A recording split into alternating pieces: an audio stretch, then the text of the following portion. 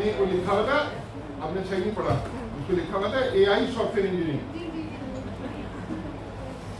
तो अब समझ में आया, सब में छलांग मारती है सब में छलांग मारती है, अच्छी बात है, मतलब मैं कोई खपा नहीं वाला।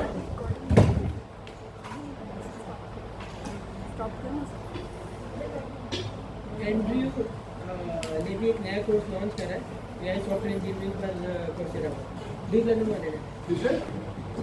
अच्छा, ये सारा मैंने डॉक्यूमेंट कर दिया यार, आप लोगों ने घर पे ये सारी रीडिंग करनी है, अभी नहीं की है, क्योंकि इसमें अगर वो नहीं आती तो आपको तो बात ही करनी नहीं आती है AI पे। अच्छा, स्टेप 0 पे मैं शुरू इससे कर रहा हूँ, आर्ग्यूमेंट क्या है। अच्छा, अभी ये क्लास जो है ना, ये आपकी इसकी तैयारी है कि आप कहीं भी जाएं तो आपने आपको क्या पेश करें। ये अभी टेक्निकल इंटरव्यू की मैं बात नहीं कर रहा, फर्स्ट टाइम किसी ने मिल गया से, अब आप उससे क्या बात करें, समझ रहे हो?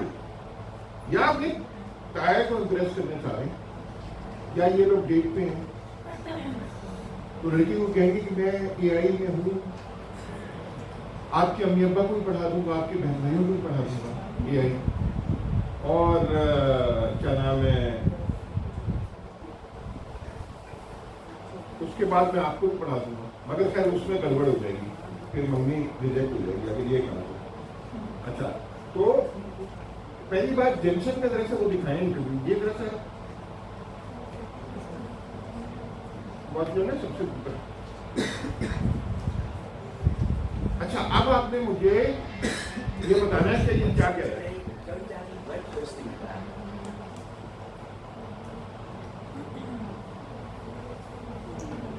Well, let's reason about it, shall we? Okay, so let's reason about it. Let's reason our way through it. Okay. So first of all, it goes like this: the world has installed about $1 trillion worth of data centers.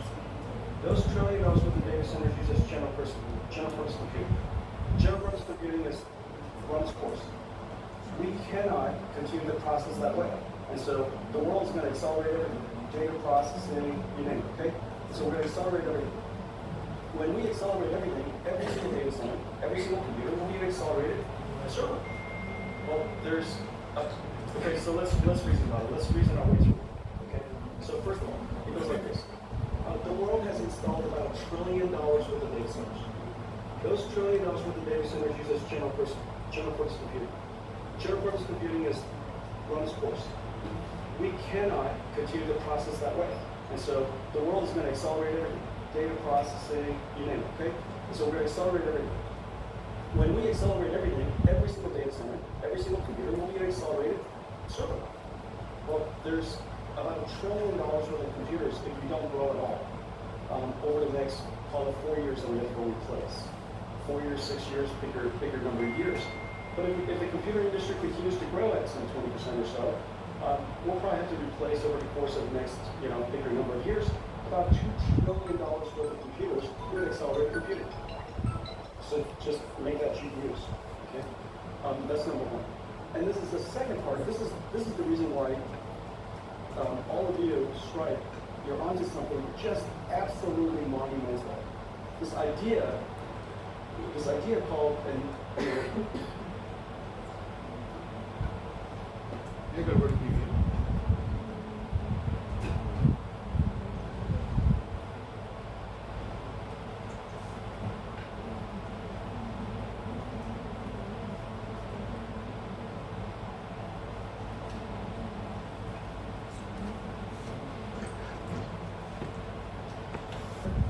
मेरी आवाज़ clear आ रही है पीछे?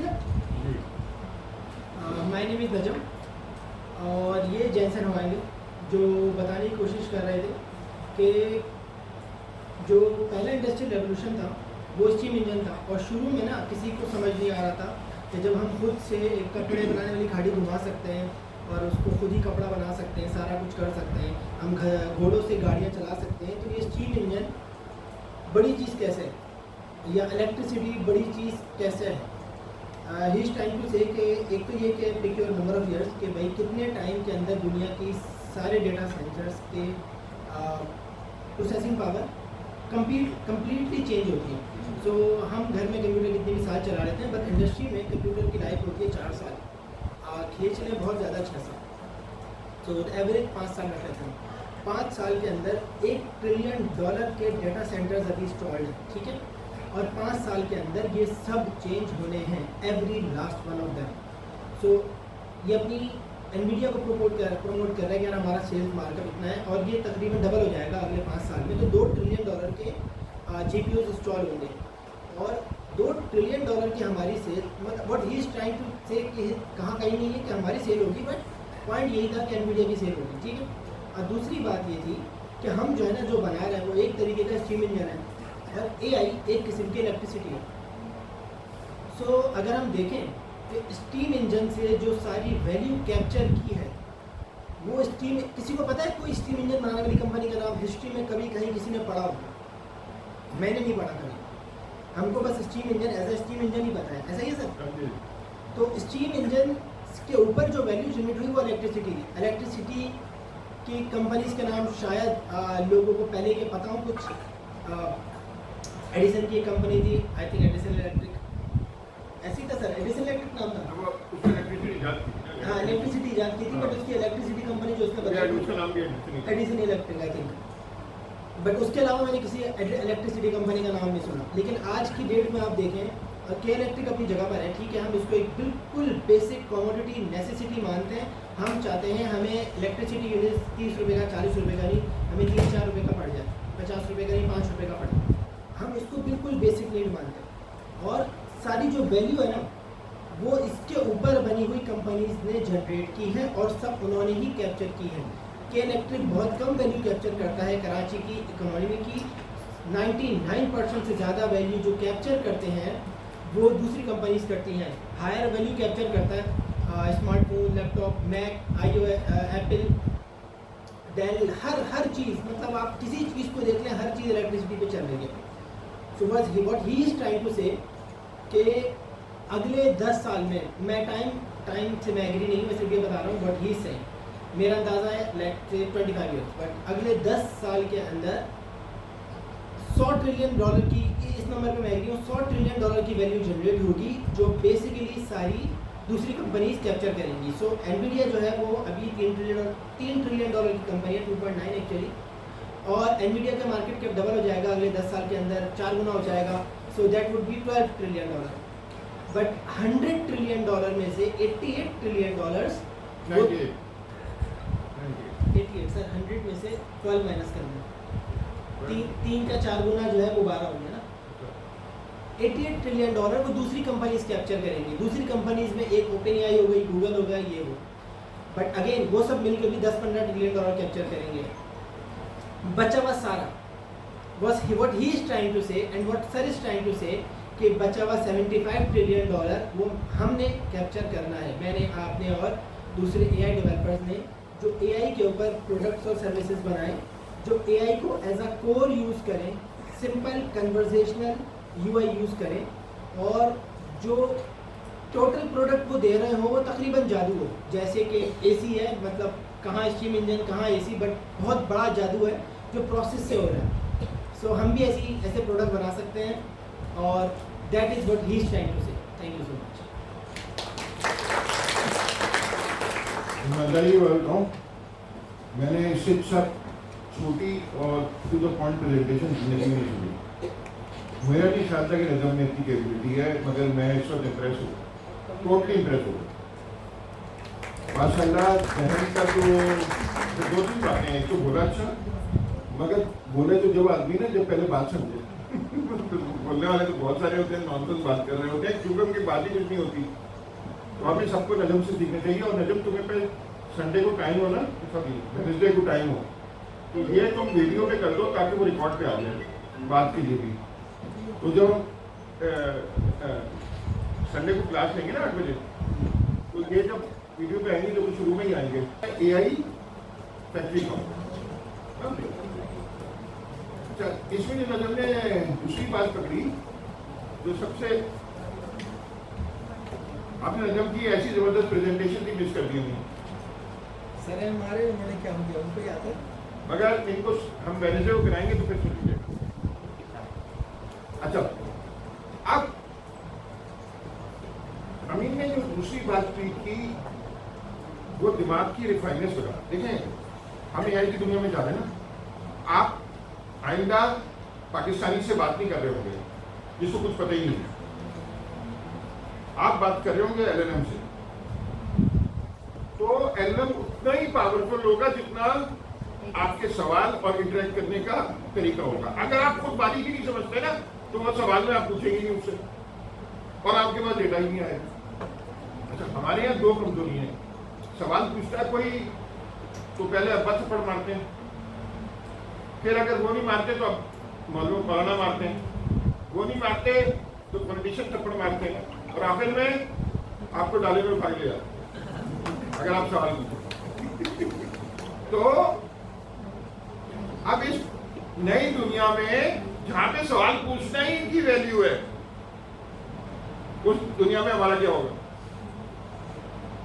अच्छा, जैसे अमीन है, कासिम है, मैं चाहता हूं उनकी ग्रोथ नेक्स्ट लेवल पे हो, मगर उसमें इनसे ज्यादा तेज लड़के थे हमारे पास ईमानदारी की बात, मगर उनमें तड़प कम थी। जिस आदमी की $5-10,000 की रेंज हो, 10,000 कमाने के बाद वो क्या है कि मैं तो पता नहीं क्या बन गया, तो क्या करेगा? वहां पे इस्लामाबाद में एक लड़का है मेरे पास, क्लासेस लगा रहे, जबरदस्त किस्म के कुछ लंच ब्रेक में एयर यूनिवर्सिटी में।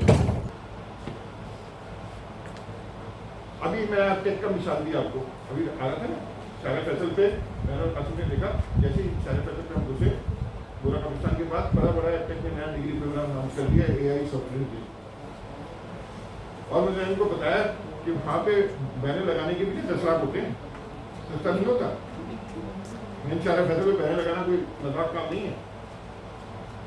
वो भी अमीन के जो रोबोटिक्स के पैसे ना उससे हम भी लगा देंगे, रोबोटिक पे अमीन की तस्वीर लगा के ना, तो कोई बात नहीं। तो अब आगे चलते हैं। तो इन्होंने नजम ने जो सबसे इम्पोर्टेंट पॉइंट पिक किया ना, जो मैं भी फर्क सोचूंगा कि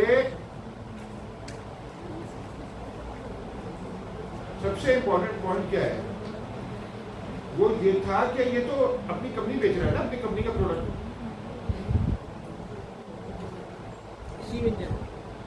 उसका काम है ना, तो तनख्वाह मिल रही है ना बात की, वो तो तारीफ करेगा और सब बातें करेगा बड़ी बड़ी, तो हमें शक हो रहा है उसमें। अच्छा, अब मगर वो तो जो भी बोले वो तो यही बोलेगा, उसको पहले मैंने भाई के मैं भी अगर एनवीडिया मुझे हायर किया और मैं भी यही बोलूंगा ना, ऑलरेडी उन्होंने मार्केट कैप्चर कर लिया, नहीं वो जरूरत तो नहीं है, मगर वो फिर भी मार्केटिंग ऐसी चीज है, आपने देखा होगा वो मार्केटिंग की जरूरत है, मगर वो मार्केटिंग करता है। अच्छा, अब जरा सा ऊपर दिखाइएगा, ऊपर वाला ये बताइए क्या मार्केट ये समझती है मार्केट गलत नहीं होती? मार्केट ये समझ रही है $5 की कीमत से, अभी ये देखो कितने पे ले लीजिए, तकरीबन 140-50 पे मार्केट में $5, इसका मतलब मार्केट भी यही करेगी। और नतीजा भी देखो उसका, नीचे वाला अपना डायग्राम लिखो, 122 पे अभी 122 का थोड़ा गिरा है, ओवर वैल्यू होगी, वो चलता रहता है। ये था 29 जून का, ये 19 जून का फिगर है। सर नेक्स्ट टाइम पे खोल दें कंपनीज मार्केट कैप, सब लाइव डेटा है। हाँ। तो ये देखें, ये देखिए 19 जून को ये नंबर 1 पोजीशन पे था, 19 जून को। तो पॉइंट ये है कि जेनसन जो कह रहा है वो सही कह रहा है, मार्केट भी यही समझ है। अब सही भी ये जुमला गलत हो गया, जेनसन जो कह रहा है मार्केट भी वही समझ रही है। तो और हम भी वही समझ रहे हैं। अब इसके अलावा कुछ छुपी हुई बात है तो इंसानियत को तो बता दिया वो। अच्छा, आगे चलिए। अच्छा, ये सब कुछ जम कर रहे हैं, अब आ जाए मैं सवाल पूछूंगा। अगला आइए, अगला स्टेप क्या है? स्टेप जम कर रहे हैं, राइट। इनके साथ फोकस इनका दूसरा करेंगे ना, क्योंकि डेप्थ में ज़्यादा दूसरी चीज़ें करेंगे, क्योंकि ये एडवांस स्टूडेंट है ना। स्टेप 1 क्या है? ये भी डिस्कशन करने की जरूरत है। अच्छा देखें, इस वक्त दो नए पीसी आए, एक एप्पल का M1 जो M2, M3, M2 यानी एप्पल सिलिकॉन, और दूसरा माइक्रोसॉफ्ट का स्नैपड्रैगन क्वालकॉम के पीसी। अब मैं आपसे सवाल पूछूंगा, पहला चीज CPU, GPU, APU। क्योंकि आपको जो मैं आज की सारी डिस्कशन कर रहे हैं, अगर आपको ये भी नहीं आता ना कितनी अच्छी में प्रोग्रामर है, तो लोग आपके सारी हंसेंगे और हमारे आप पे भी हंसेंगे और टीचरों पे भी हंसेंगे, फिर वरना हम भी अटैकी बन गए। ज्यादा वाला भी नहीं है, बस कह दिया ये भी आता है, वो भी आता है, ये भी आता है। अच्छा, अब मैं ये कह रहा हूं, एक चीज होती है CPU। CPU में दो किस्म के आर्किटेक्चर हैं, एक ARM और एक x86। ये मैं बात क्या कह रहा हूं, ये कौन समझाएगा? पहली बात, इन दोनों का फर्क कितने लोगों को पता है? जरा ईमानदारी से हाथ खड़ा करके बताएं। पूरी क्लास में एक आदमी जरा, मैं तुमने पीछे मुड़ के देखा नहीं।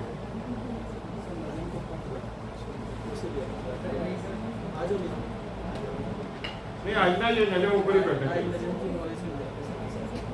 पढ़ के आया है ना, इसका मतलब क्या तो पढ़ के आया या पहले ही पूछे नहीं आती?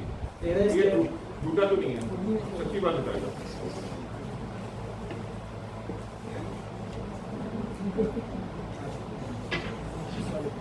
पहले पता था ये पढ़ के आए हो? वही ताली पता। ये कौन सी जनरल नॉलेज? क्या सवाल है, ये रिपीट करें। ARM और x86 आर्किटेक्चर क्या बात हो रही है? मतलब हमें बनाना तो नहीं आता, सारी बात है, मगर बात क्या हो रही है? जी, प्रोसेसर के इंस्ट्रक्शन सेट होते हैं, जैसे हम कोड करते हैं, वो कोड जाके मशीन लैंग्वेज में कन्वर्ट होता है।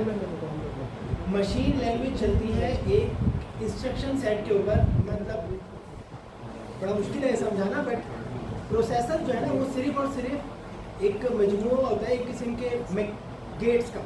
उसके अंदर होते हैं गेट्स, ट्रांजिस्टर्स गेट्स, और गेट से इलेक्ट्रॉन गुजरते हैं और उसमें सिर्फ 1-0 हो रहा होता है। इंस्ट्रक्शन सेट के ऊपर इंस्ट्रक्शंस जो है ना, वो एग्जीक्यूट होती हैं और नंबर्स जाते हैं और नंबर आते हैं, वो नंबर फिर कन्वर्ट होते हैं और हमारे पास से कोड जा रहा होता है और रिटर्न में हमारे पास एक्शंस आ रहे होते हैं। तो काफ़ी डीप कहानी है, मैं बहुत ज़्यादा डीपली नहीं समझता हूँ, पर जितना समझता हूँ उसमें दो बातें ये हैं। एक तो ये इंस्ट्रक्शन सेट जो है ना, आसानी के समझ लें, ये एक प्रोसेसर का आर्किटेक्चर होता है। जैसे एक बिल्डिंग का डिज़ाइन होता है, एक प्रोसेसर एक बहुत बड़े शहर जितना होता है, शहर कम कह रहा हूँ, शायद मुल्क से ज़्यादा बड़ा होता है। एक ट्रांजिस्टर एक बंदे जितना है ना, तो 1 ट्रिलियन ट्रांजिस्टर के प्रोसेसर आम बात है, हमारे लैपटॉप में लगे हैं 1 ट्रिलियन, दुनिया की आबादी 10 बिलियन है, उससे 100 टाइम्स। ARM का अब हम बात करते हैं इन दोनों में फ़र्क क्या है। ARM का जो इंस्ट्रक्शन सेट है वो जनरली कम पावरफुल होता है, और पहले तो बहुत ही कम पावरफुल होता था। उन्होंने स्टार्ट किया था बहुत छोटे प्रोसेसर से, जैसे कि राउटर होता है और इस तरह की चीज़ें होती हैं। और x86 ना इंटेल का आर्किटेक्चर है। x86 बहुत पावरफुल होता था कंपैरेटिवली। पेंटियम की सीरीज़ आई तो वो तो बहुत ही ज़्यादा पावरफुल हो गया था, और बाकी सब खत्म हो गया। x86 शेयर करते हैं इंटेल और दूसरी कंपनी है AMD और इनका एक एग्रीमेंट है, जिसकी पहले एक कंपनी थी, इनका एक एग्रीमेंट है जिसमें दोनों एक ही आर्किटेक्चर शेयर करते हैं। अच्छा, ARM एक कंपनी है जो सिर्फ और सिर्फ आर्किटेक्चर डिज़ाइन करती है, वो प्रोसेसर भी नहीं बनाते, वो शहर का सिर्फ मास्टर प्लान बनाते हैं और बस, और वो उसी को इम्प्रूव करते जाते हैं। अब वो लो पावर, उनका आर्किटेक्चर बहुत ही लो पावर कंज्यूम करता था, क्योंकि बैटरी बहुत कम पावरफुल थी और वो छोटे काम से स्टार्ट किया था, लेकिन वो बड़ा होता गया और होता गया। और ARM का जो आर्किटेक्चर है वो लो एनर्जी कंजप्शन के अंदर ही ताकतवर होता गया, इतना पावरफुल हो गया कि क्वालकॉम के लेटेस्ट लैपटॉप प्रोसेसर्स इंटेल के प्रोसेसर से बेटर कह रहे हैं बहुत से लोग। मैंने अभी तक उनके बेंचमार्क्स नहीं देखे, बट ओपिनियंस यही है कि यार ज़्यादा बेटर है। अच्छा, एप्पल जो है वो पहले x86 के प्रोसेसर यूज़ करता था इंटेल के, लेकिन एक पॉइंट पर एप्पल ने अपने प्रोसेसर सीरीज डिज़ाइन करी, आई थिंक A1 के नाम से, एप्पल सिलिकॉन के नाम से उन्होंने अपनी चिप्स डिज़ाइन करी है, और मुझे उस सीरीज़ का नाम नहीं याद, बट उनका भी तीसरा चल रहा है M3, हाँ M सीरीज़ है, M1 M2 M3। अभी जो M सीरीज़ प्रोसेसर है एप्पल के, वो बेसिकली ARM के आर्किटेक्चर के ऊपर एप्पल ने डिज़ाइन करे। आर्किटेक्चर एक किस्म का मास्टर प्लान होता है, इम्प्लीमेंट और एक डिज़ाइन जो होता है प्रोसेसर का, वो एक फाइनल इम्प्लीमेंटेशन होती है। ना ही एप्पल प्रोसेसर बनाता है, ना ही ARM सिर्फ आर्किटेक्चर डिज़ाइन करता है। एप्पल ने प्रोसेसर डिज़ाइन करे, क्वालकॉम ने प्रोसेसर डिज़ाइन करे, और बहुत सारी कंपनीज ने प्रोसेसर डिज़ाइन करे। ताइवान की कंपनी है TSMC, Taiwan semiconductor manufacturing corporation, वो दुनिया की सबसे बड़ी प्रोसेसर फाउंड्री है। वो सिर्फ और सिर्फ प्रोसेसर बनाते हैं, वो एक फैक्ट्री है। वहाँ पे आप जाओ अपना प्रोसेसर का डिज़ाइन लेकर, मुझे बनवाना है, इतने पीस बनवाने हैं, वो आपको बना के दे देंगे। Not like that but similarly, ठीक है, आपके पास 10 बिलियन का ऑर्डर हो, ठीक है। तो वो सिर्फ और सिर्फ बनाते हैं और बनाते हैं और बनाते हैं, तो वो फैक्ट्रियाँ चलाने में बहुत अच्छे हो गए। इंटेल सारे काम खुद कर रहा था, इंटेल रह गया पीछे। एनवीडिया अलग चला गया है, एक स्पेशलिटी में, ग्राफिक्स GPUs में वो बहुत आगे चले गए। लो पावर प्रोसेसर में ARM के आर्किटेक्चर इतने स्ट्रॉन्ग हो गए हैं कि उसके ऊपर बने हुए प्रोसेसर इंटेल को दूसरी तरफ से मसला कर रहे हैं। और वाइड छोटी सी एक चीज़ रह गई है इनकी, जो सर्वर के नॉर्मल एक बेसिक प्रोसेसर CPUs होते हैं, सिर्फ वही जो है ना वो, और APUs वो सिर्फ इंटेल के चल रहे हैं। बाकी हर जगह इंटेल जो है वो भी थक रहा है, और ARM और एनवीडिया इस टाइम दुनिया में आगे आ रहा है। अच्छा, अब आपने अगर लैपटॉप लेना है किस वक्त, मतलब एज ऑफ टुडे, तो कैसे लगाना है नहीं, तो मैं इस वक्त काफ़ी कंफ्यूज होगा। लैपटॉप में मैं मोस्ट प्रॉब्ली अगर विंडोज़ वाला बंदा हूँ, मैं विंडोज़ पे रहना चाहता हूँ, तो मैं क्वालकॉम का ARM का प्रोसेसर यूज करता हूँ। ये जो AI PCs के आ रहे हैं, उसमें सर्फेस कंप्यूटर भी आए हैं, उस पर रिसर्च करके लूँगा। मोस्ट प्रॉब्ली पाकिस्तान अभी नहीं पहुँचे होंगे। और दूसरा मसला ये है कि वो $1000 के हैं मिनिमम, तो 3 लाख का तो हो गई, 3 लाख 10-20 का होगा इस वक्त। आएंगे टैक्सेशन मिला के सर 4.5 रखिए, 4.5 लाख टैक्सेशन मिला कर। अब ये मसला है लैपटॉप, तो इसका मतलब है कि जब तक आप प्रोफेशनल नहीं होते तो आप AI PC नहीं रख सकते, यानी कमा नहीं रहे हो ना उससे, आप AI PC नहीं रख सकते। अच्छा, M1 का भी ऐसे ही है, जो रख M1 सकता है वो दे जाए। M1 Air जो है, मतलब M3 Air, वो भी इस वक्त शायद 1100 होगा। तो इन दोनों में से एक होना चाहिए आपको। अच्छा, अब जब प्रोसेसर है, ये तो CPU की बात होगी। अब CPU के साथ ये GPU और NPU क्या चीज है, ये कौन बताएगा?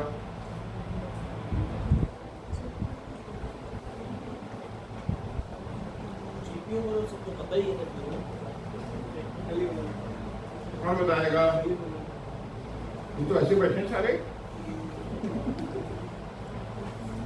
मैं तो सोच के आया था कि आज क्लास में ही सब बोर हो जाएंगे, कहेंगे हमें तो सब पता है पहले। लेकिन ये तो सीन हो गया। असल वजह क्या है, लोग सिर्फ ना पाइथन पढ़े तो पाइथन पढ़े जाते हैं। कुछ यार ये इंडस्ट्री है भाई, आपको पता होना चाहिए सब चीज़ें। ऐसे क्या वरना लोग पता आपको जॉब मिल नहीं जाएगी तो 3 दिन में फायर होंगे, कहेंगे भाई ये कौन आ गया, ये तो पता ही नहीं है कुछ। या छोटे के तौर पर $25 $20 पे रख लेंगे। इससे यही कराऊंगा सारा दिन, बैठो टेस्ट लिखते भाई। अच्छा हाँ, कौन बता रहा है CPU क्या है? और जब CPU था तो मैं GPU की क्या जरूरत पड़ी? ग्राफिक रिलेटेड जो आ जाओ बेटा, आ जाओ। नहीं देखो कॉम्बिनेशन होना चाहिए, देखो मेरे को आपने 2 वर्ड शुरू कर सही बोले, आप बता सकते हैं। आ जाओ। मतलब तुम बहुत तेज हो यार, हैव कॉन्फिडेंस इन योरसेल्फ। तो क्या होगा दादा, हंसेंगे ना लोग। तो बैठो यार, अरे मेरी प्यारी सी बेटी, मैं तुझे जगह खाली करूँ।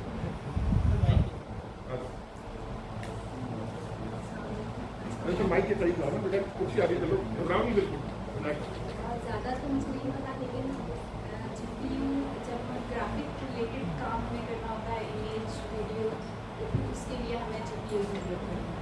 तो बेटा फिर सवाल ये पैदा होता है कि AI अगर ग्राफिक का काम करता है GPU, तो AI में क्या जरूरत है उसकी? AI में हमें जैसे इमेज प्रोसेसिंग वगैरह करनी होती है, वीडियो प्रोसेसिंग, तो शायद उसके लिए GPU बहुत ज़्यादा हेल्पफुल होता है। फिर बोलो। AI में हमें जैसे इमेज प्रोसेसिंग वगैरह करनी होती है, और ये ये प्रोसेसिंग आपने फिल्मबंदी अच्छा निकाला है। इसको कहते हैं फिल्मबंदी, शेर पढ़ा है तुमने।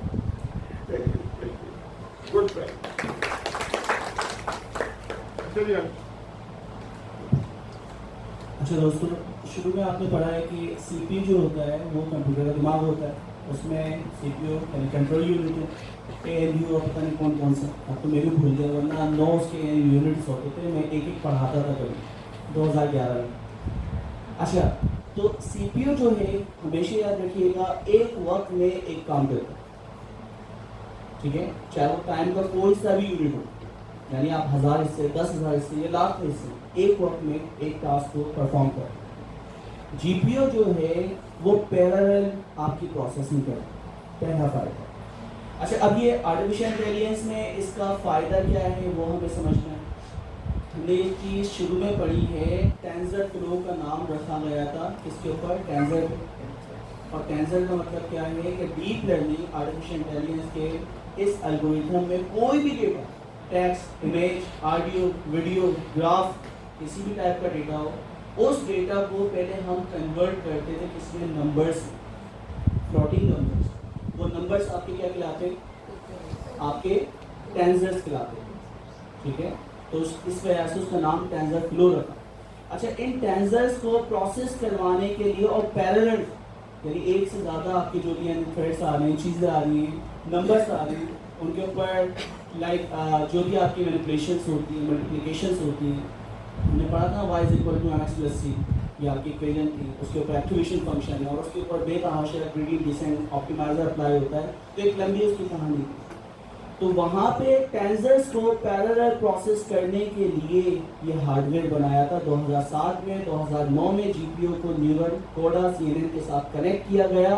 तो इस वजह से अब जो भी आपकी AI के अंदर डेटा जाता है, उस डेटा को प्रोसेस करने के लिए वो काम जो 50 घंटों में या 50 दिन में होता है नॉर्मल CPU पे, GPU वही काम मुश्किल से 5 मिनट में कर देता है। तो ये पावर है किसकी, GPU। तो दो चीज़ें पता चली, CPU एक वक्त में एक काम करता है, GPU पैरेलल क्या करता है, प्रोसेसिंग करता है। और AI में इसकी पावर क्यों है, क्योंकि AI के अंदर न्यूरल नेटवर्क, आगे हमारे जितने भी अब एल्गोरिथम हम इस्तेमाल कर रहे हैं जनरेटिव AI के भी, वो भी आर्टिफिशियल न्यूरल नेटवर्क का क्या है, सब एल्गोरिथम, यानी base algorithm artificial neural network ही है। गेन के अंदर बैकएंड के ऊपर क्या इस्तेमाल हो रहा है, ट्रांसफॉर्मर्स के ऊपर बैकएंड पे क्या इस्तेमाल हो रहा है, आर्टिफिशियल न्यूरल नेटवर्क।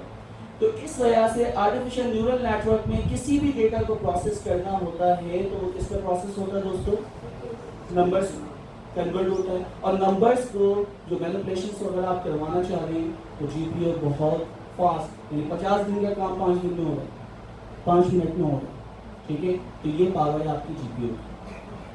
अच्छा कासिम भाई, आपसे और CPU के अंदर कितने कोर होते हैं आजकल, और GPU के अंदर कितने कोर, रफली नंबर? 8, 16, 20-25 हमारे पास होता है ना dual core, quad core, octa core, ये सब CPU में होता है।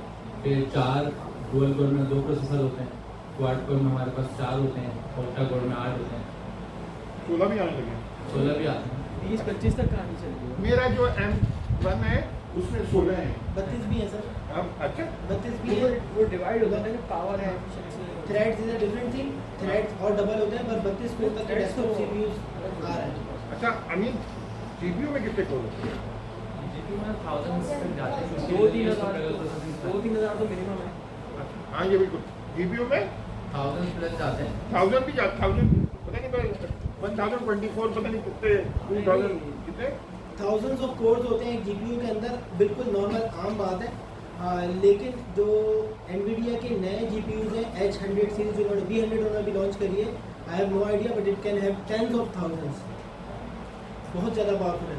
अच्छा, अब अभी तक हमने क्या पढ़ा, मगर नहीं है, रिवाइज करने से पहले एनपीयू क्या है फासिल? Neural processing unit. तो अब क्या हो रहा है कि न्यूरल आपके प्रोसेसिंग या न्यूरल इंजन भी हम जिसे कहते हैं, आपके जीपीयू के अंदर, सीपीयू के अंदर ही हार्डवेयर चिप के अंदर उसको प्रोसेस करने के लिए नए यूनिट्स बनाएंगे। अच्छा, वो जो आर्म बेस हम यानी पीसीस की बात कर रहे हैं, उनके अंदर भी आपके एनपीयूज चिप के अंदर इंटीग्रेट किए।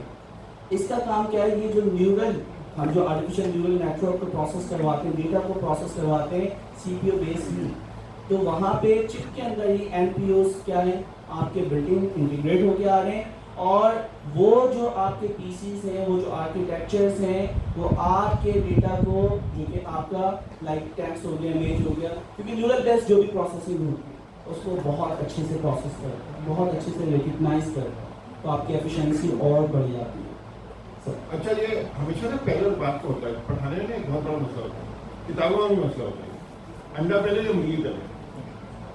अभी हमने ये बात की है, अब हमें एनपीयू और जीपीयू का फर्क है ना। जीपीयू आगे चल के देखेंगे मॉडल ट्रेनिंग के लिए इस्तेमाल होता है, और एनपीयू इन्फ्रेंस के लिए इस्तेमाल होता है। मगर क्योंकि अभी हमने मॉडल ट्रेनिंग और इन्फ्रेंस की बात नहीं की है, तो वो मगर इतना जिक्र कर दिया कि जब वो बात करें तो तुम्हारा असल में पढ़ाई में जब आप किताब पढ़ रहे हो ना, जब दूसरी दफा पढ़ते हैं फिर समझ में आना शुरू होता है। अच्छा, अब तो जीपीयू और एनपीयू। अच्छा, अब मैं आपसे कहूँगा यार, ये जो M3 आया है ना, हम बैठे हैं फर्स्ट कैफेटेरिया में, वहाँ पे एनवीडिया की कैफेटेरिया में बैठे हैं सिलिकॉन वैली में। उन्होंने हमें बुलाया, देखिए कॉल देखने में तो कुछ बचना नहीं है, हमारे का थोड़ी कॉल देखने। एनवीडिया ने बनाया हमें, जिस दिन हमने 1 लाख डेवलपर वादी पैदा कर लिया ना, फिर बुला ही लेगा। एनवीडिया ने बुलाया, हमारे बैठ के ना सूप पी रहा हूँ मैं, टोमेटो सूप। तो वो कहता है कि यार जो ये क्वालकॉम का ये आपका डिस्क्रीट जीपीयू है। मैं कहता हूँ एनवीडिया वाला हूँ, मैं भी कुछ डालूंगा ना, जबकि ये बच्चों वाली बात है, मगर अभी समझाने के लिए स्टैंडिंग बना रहा हूँ, ये करूँगा नहीं क्योंकि ये तो बहुत बच्चों वाली बात है। मैं कहूँगा यार मसला ये है कि आपका डिस्क्रीट जीपीयू है और जो एप्पल का आर्किटेक्चर है और क्वालकॉम का आर्किटेक्चर है, वो खूबसूरती उसमें ये है कि एससीयूज है। फिर मैं रिपीट कर रहा हूँ, मैंने स्टेटमेंट बोला कि डिस्क्रीट सीपीयूज है, सॉरी जीपीयूज है आपके डिस्क्रीट, और यार उनकी खूबी है कि वो एससीयूज है। अच्छा, अब ये क्या कह रहा हूँ, कौन आप में से कुछ समझा कि क्या कह रहा हूँ? यहाँ पे जो भी गेमर है वो इस बात का जवाब अच्छे से दे सकता है। जीपीयू देखिए, जीपीयू अलग होगा, एसओसी में होगा सिस्टम ऑन चिप, तो सारी चीज़ें एक ही चिप पे घुसा। फिर बोलो यार डिस्क्रीट में ये है कि आपका सीपीयू अलग होगा, जीपीयू अलग है, एसओसी सिस्टम। अच्छा, मैं जब डिस्क्रीट कह रहा हूँ ना, तो मैं बेसिकली कह रहा हूँ जीपीयू के बारे में। हाँ, मैं वही बात कर रहा हूँ कि जीपीयू अलग लगा हाँ। हुआ, जीपीयू सेपरेट। हाँ। सिस्टम ऑन चिप का नाम ही है कि वो सिस्टम ऑन चिप है, उसमें सारे के सारे चीज़ एक ही चिप के अंदर उसमें घुसा दी हो, जीपीयू हो, टीपीयू हो, आपका वाईफाई हो, ब्लूटूथ हो, सब कुछ एक ही है। क्या वो एक चिप नहीं होता? चिप तो एक ये ही प्रोसेसर है, चिप ही मगर है। वो उन्होंने एक छोटा सा एसओसी का ब्लॉक बना दिया था उन्होंने। जब हम यहाँ पे कोई गेमर है, हाथ उठा के बताएं जरा, गेमर कौन कौन है? एक बस 200 लोगों में सिर्फ एक गेमर है? नहीं यार, ऐसा तो नहीं हो सकता। सिर्फ एक ने हिम्मत किया उठाने की। यहाँ कोई गेमर नहीं है, कोई नहीं है जो गेम्स खेलता हो, कंप्यूटर गेम्स। ये बेचारे शायद वो महंगा बहुत हो गया ना gaming PC. External graphics card कोई यूज नहीं करता, करते होंगे आप खेलते हैं, हाथ उठाने की तो लग रहा है। एक एक्सटर्नल ग्राफिक्स कार्ड गेमर्स को बहुत पता होता है, वो इसलिए लगाते हैं क्योंकि एक सीपीयू की प्रोसेसिंग पावर इतनी नहीं होती है जनरली कि वो हमारे बड़े गेम्स हैंडल कर सकें। लैपटॉप में अक्सर लोग डिस्क्रीट ग्राफिक्स कार्ड यूज़ नहीं करते होते। लेकिन जब सर बात कर रहे हैं एक सिंगल चिप की, उस सिंगल चिप के अंदर ना, आप कभी इंटरनेट पर अगर आप लोग सर्च करेंगे ना, तो आपको दिखेगी बेसिकली वो एक हाउसिंग होती है, उसके अंदर मल्टीपल चिप्स होती हैं, साथ साथ होती हैं। उसके अंदर लेवल 2 कैशे होता है, L1 कैशे होता है। उसके अंदर जो एक चिप ऑलरेडी होती है ना NPU, वो CPU के अंदर ही होती है, पर वो नॉर्मल प्रोसेसिंग यूनिट से हटकर होती है। वो स्पेशलाइज्ड चिप्स होती हैं, सिर्फ वो नहीं होती है, और भी 4-5 चिप्स होती हैं जो अपने अपने काम की स्पेशलाइज्ड चिप्स होती हैं। मेन CPU के पास जब टास्क आता है वो डिसाइड करता है कि उसमें खुद प्रोसेस करना है या उनमें से किसी को भेजना है। और जो स्पेशलाइज्ड चिप्स होती हैं वो छोटी सी, वो इतनी पावरफुल नहीं होती हैं, लेकिन क्योंकि वो स्पेशलाइज होती है एक काम में बहुत ज़्यादा, तो वो बहुत अच्छा काम करती हैं, comparatively even more powerful CPU main chip. लेकिन अभी भी वो इतना पावरफुल नहीं होता है तो वो एक्सटर्नल के बराबर काम कर, डिस्क्रीट के बराबर काम कर रहे हैं। डिस्क्रीट में हमारे पास बहुत जगह होती है, हम डिस्क्रीट में बहुत ज़्यादा पावरफुल चीज़ें लगा सकते हैं, क्योंकि वो हम हम एक गाड़ी के ऊपर घास का इंजन लगा रहे हैं। अगर किसी ने फास्ट एंड फ्यूरियस देखी है, अब वो भी बहुत सारे लोग बोलेंगे हाथ सब नीचे रखेंगे, तो मैं ऐसी एज्यूम कर लेता हूँ जिसने फास्ट एंड फ्यूरियस देखी है उसको पता है कि हवाई जहाज़ का जेट अगर कार के ऊपर लगा दिया जाए तो क्या होता है। So this is something like that कि हम जो है ना एक लैपटॉप के अंदर तो नहीं, डेस्कटॉप के अंदर सबने लगाए होते हैं, बहुत सारे लोगों ने लगाए होते हैं, गेमर्स ने। आज हम एक्सटर्नल लगाते हैं, एनवीडिया के ही लगाते हैं मोस्टली, समटाइम्स AMD के लगाते हैं, ग्राफिक कार्ड लगाते हैं, और हम उसमें बहुत बड़े गेम चला पाते हैं। नॉर्मल एक कोर i5 या कोर i7 का। देखें यार, एक बात करनी पड़ेगी, हम जिस नई दुनिया में जा रहे हैं उसमें अगर आप डूबेंगे नहीं ना कुछ नहीं होगा। हमारे एक दोस्त थे पाकिस्तान के टॉप 21 जो 30 फैमिली है ना उसको बिलोंग करते थे, मगर उनकी कुछ बुरी आदतें हो गई, पीना पिलाना और चर्च वगैरह। तो मेरे साथ वो मेरे घर का है, मेरे स्कूल के दोस्त थे, फिर वो अमेरिकन स्कूल ज्वाइन कर लिया था, वहाँ पे उनको ये उनका 2 तरह होती है। पहले न्यूरल नेटवर्क ट्रेनिंग होती है और फिर न्यूरल नेटवर्क से इन्फ्लुएंस होता है। मगर ये न्यूरल नेटवर्क, आजम भाई ये बना क्या है? अच्छा, हमने जब AI की क्लासेस स्टार्ट की थी तो हमने एक चीज़ देखी थी कि सबसे पहले आपके पास आर्टिफिशियल इंटेलिजेंस, जहानत क्या है, इंसान जो भी चीज़ सीखता है डिसीजन लेता है, और ये उसकी जहानत है, और ये जो चीज़ें सीखता है वो दिमाग की बदौलत से, वो है न्यूरल नेटवर्क, जो कि बायोलॉजिकल न्यूरल नेटवर्क है। अच्छा, 1949 में टॉय फार्म की सूरत में सबसे पहले neural network, artificial neural network ANN का एल्गोरिथम 1 नॉट का लिखा गया है, ठीक है। उसमें एक न्यूरॉन था। अब न्यूरॉन को बहुत डिटेल में हम डिस्कस कर सकते हैं, लेकिन अभी सिंपल हम समझते हैं जिस तरह इंसान के दिमाग का सेल है न्यूरॉन्स है, तो वो उसी की मिमिक कर रहा था। अब वो मैथमेटिक्स के तौर पे काम करता है, वहाँ पे वो बायोलॉजिकल न्यूरल काम करते हैं, काम करने में फिजिकल उनका फर्क। तो जिस तरह इंसानी दिमाग चीज़ों को सीखता है, लर्न करता है, इसी तरह आर्टिफिशियल न्यूरल नेटवर्क के एल्गोरिथम में बार बार इम्प्रूवमेंट की गई। सबसे पहले बना ANN, 2012 में जाके ये बहुत मैच्योर हुई। उसकी सारी हिस्ट्री आपने पढ़ी थी जब आप क्लासेस स्टार्ट की थी कि हमारे पास डेटा नहीं था, हार्डवेयर नहीं थे, इम्प्रूव एल्गोरिथम नहीं थे, तो ये 2012 में जाके इम्प्रूव हुआ। तो आर्टिफिशियल न्यूरल नेटवर्क का मतलब है कि जहाँ पे भी डीप लर्निंग की बात होती है वहाँ पे एक ही एल्गोरिथम इस्तेमाल होता है, और उसका नाम क्या होगा? ANN। इस वक्त भी जो जनरेटिव AI की बूम है ये भी आर्टिफिशियल न्यूरल नेटवर्क की ही टाइप है, ठीक है। तो अब होता क्या जा रहा है कि आर्टिफिशियल न्यूरल नेटवर्क के अंदर चेंजेस आती गई। चेंजेस क्या? इंप्रूवमेंट, एल्गोरिथम में इंप्रूवमेंट आ रही कि भाई अगर आपको कंप्यूटर विजन से काम करना है CNN बना दिया गया, आपको टेक्सचुअल डेटा के ऊपर काम करना है RNN, रिकरेंट न्यूरल नेटवर्क। उसका एक और इंप्रूव वर्जन बनाया LSTM, long short term memory. उसका एक और एल्गोरिथम इंप्रूव बनाया GRU। इसके बाद ट्रांसफॉर्मर, क्योंकि फेसबुक ने सबसे पहले इजाद किया, ठीक है। तो ट्रांसफॉर्मर्स भी जो हैं वो आपके आर्टिफिशियल न्यूरल नेटवर्क के ही सब एल्गोरिथम हैं। अच्छा, अब इसकी आप एग्जांपल ले लें कि मशीन लर्निंग और प्रोग्रामिंग की बेतहाशा लैंग्वेजेस थी, तो आप इंटेलिजेंस, मसनूई जहानत मशीन को जो देते हैं वो किस तरह दे सकते हैं। पहला तरीका था सिंबॉलिक AI। आप इंस्ट्रक्शन पास करें किसी भी प्रोग्रामिंग लैंग्वेज में, चाहे वो पाइथन हो, C हो, .NET हो, इवन आप टाइपस्क्रिप्ट पे करें। तो सबसे पहले प्रोग्रामिंग, लेकिन प्रोग्रामिंग की लिमिट ये थी कि इंसान एक हद तक इंस्ट्रक्शन लिख सकता है, वहाँ उसकी लिमिटेशंस आए।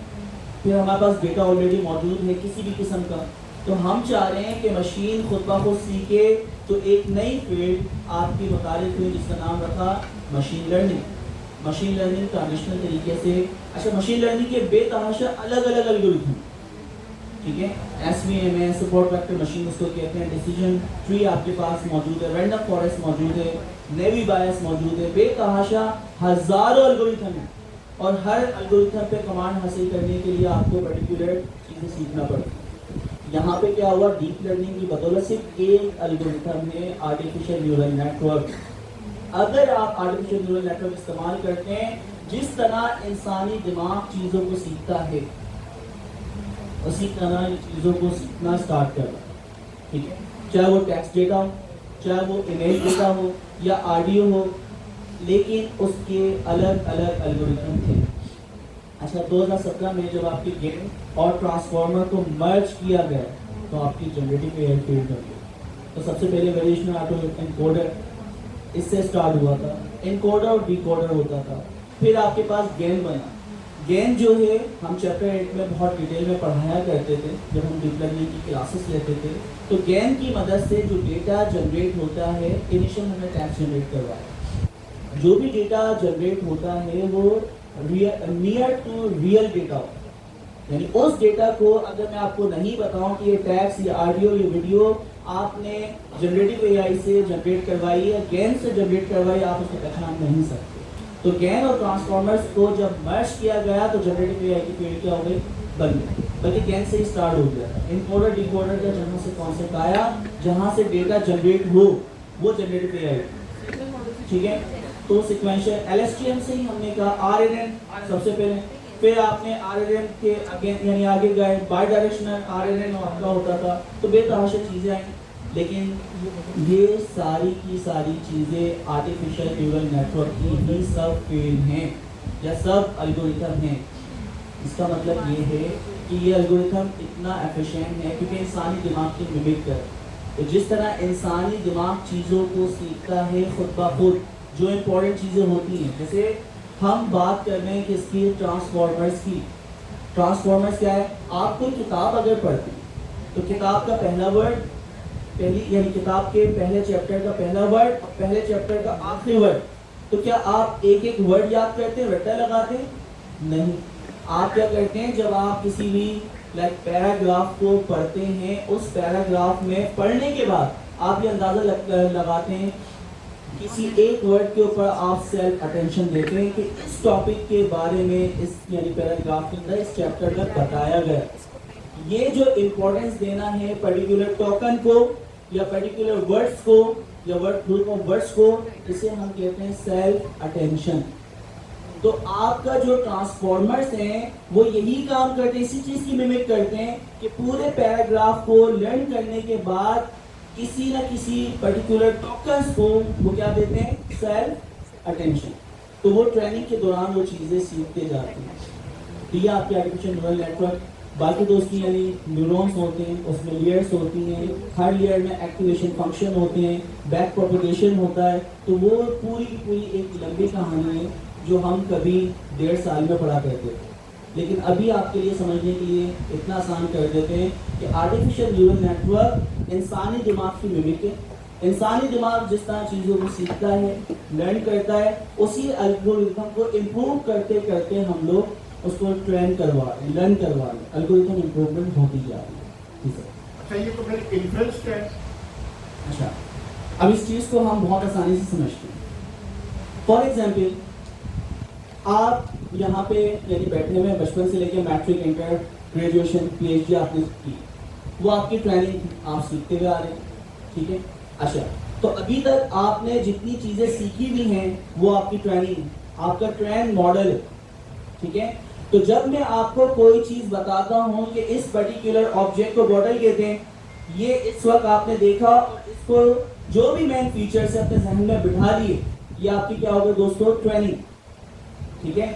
अच्छा, अब क्या हुआ, मैंने आपको ऑब्जेक्ट दिखाया, अब मैं आपसे सवाल पूछता हूँ कि ये ऑब्जेक्ट क्या है, ये भी मॉडल है, ठीक है। अच्छा, जब मैं आपको कोई चीज सिखाता हूँ उस वक्त आपकी होती है ट्रेनिंग, और जब मैं आपसे जो ट्रेन हुई हुई आपने जिंदगी भर में जो चीजें सीखी हुई हैं उन चीजों से रेलिवेंट मैं आपसे आपके मॉडल से सवाल करता हूँ ये क्या है, तो आपका दिमाग इसको इनपुट के तौर पर अपने मेमोरी में लेके जाता है, उसको देखता है और जो चीजें आपने सीखी हुई हैं उनसे मैच करके इसका एक आंसर रिटर्न करता है।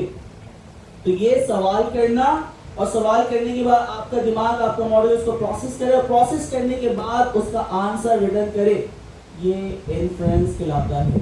ट्रेनिंग चीज सिखाना और इन्फ्रेंस का मतलब जो चीज आपने सीखी हुई है उससे प्रोसेस करके आप जो मुझे आउटपुट देते हैं, तो इन्फ्रेंस और ट्रेनिंग के दरमियान का फर्क। अच्छा मैडम ये बताओ, इन्फ्रेंस और ट्रेनिंग के दरमियान का फर्क तो हो गया, अब ये बताओ कि वो फिर उस बात पे दोबारा जाते हैं जीपीयू और एनपीयू पे, वहाँ पे कैसे इस्तेमाल होते हैं ये ट्रेनिंग का आइडिया और इन्फ्रेंस का आइडिया?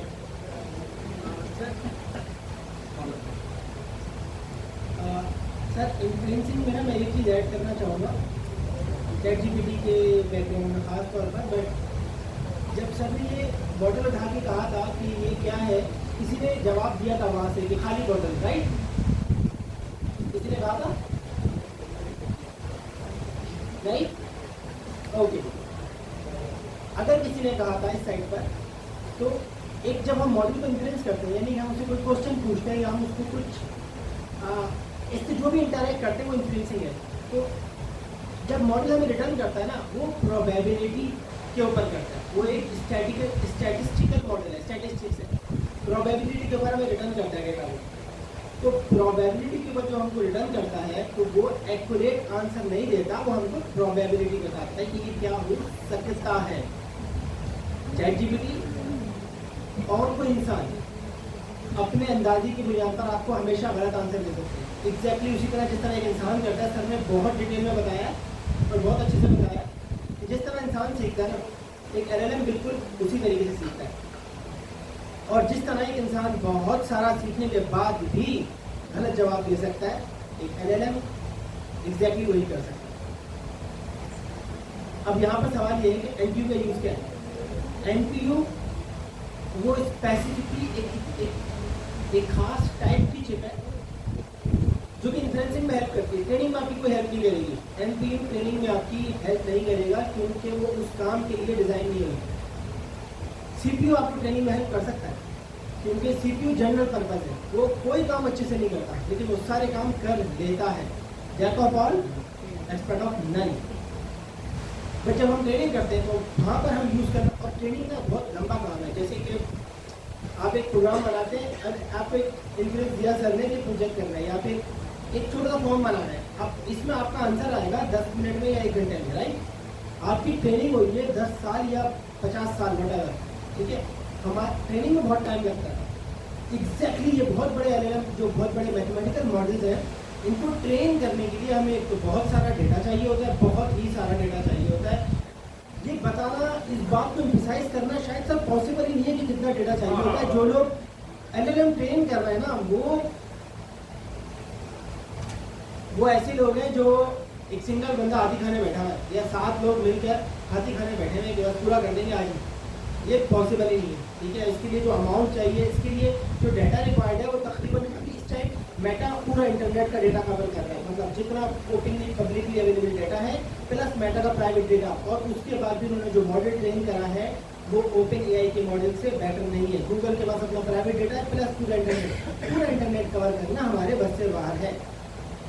जीपीयू हम यूज़ करते हैं ट्रेनिंग के लिए क्योंकि हमें चाहिए कि बहुत सारी कंप्यूटिंग पावर है, और बहुत सारी कंप्यूटिंग पावर कंप्यूटर आर्किटेक्चर में सबसे ज़्यादा जीपीयू के पास ही है। उसके ऊपर हमने रखा है, उसके ऊपर एक प्लेटफॉर्म कह रहे हैं CUDA, CUDA। वो जो है ना, सर ने यहाँ पे पूछा था आपसे कि जीपीयू का क्या काम है मशीन लर्निंग में। जीपीयू का काम ये है कि हमने ऐसे सॉफ्टवेयर बनाए हैं, ऐसे आर्किटेक्चर बनाए हैं जो हमारे मैथमेटिकल मॉडल को, जीपीयू को समझा देते हैं कि भाई तुम ग्राफिक्स समझ के दे दो, तुम बस ये लो और बता किताब लगा के दे दो क्या है, और वो ये काम कर देता। और वो बहुत अच्छा है, बहुत सारा काम कर रहे हैं। वो अच्छा नहीं है अगर हम बार बार चीज़ें चेंज करते हैं। सीपीयू अच्छा है, इसलिए सीपीयू ज़रूरी है। मैंने ये पूछना था लेकिन चले मुझे नहीं है तो बताता नहीं। क्या अगर जीपीयू नहीं अच्छे हैं, हम सब जीपीयू की तारीफें कर रहे हैं, आपने क्या ज़रूरत है?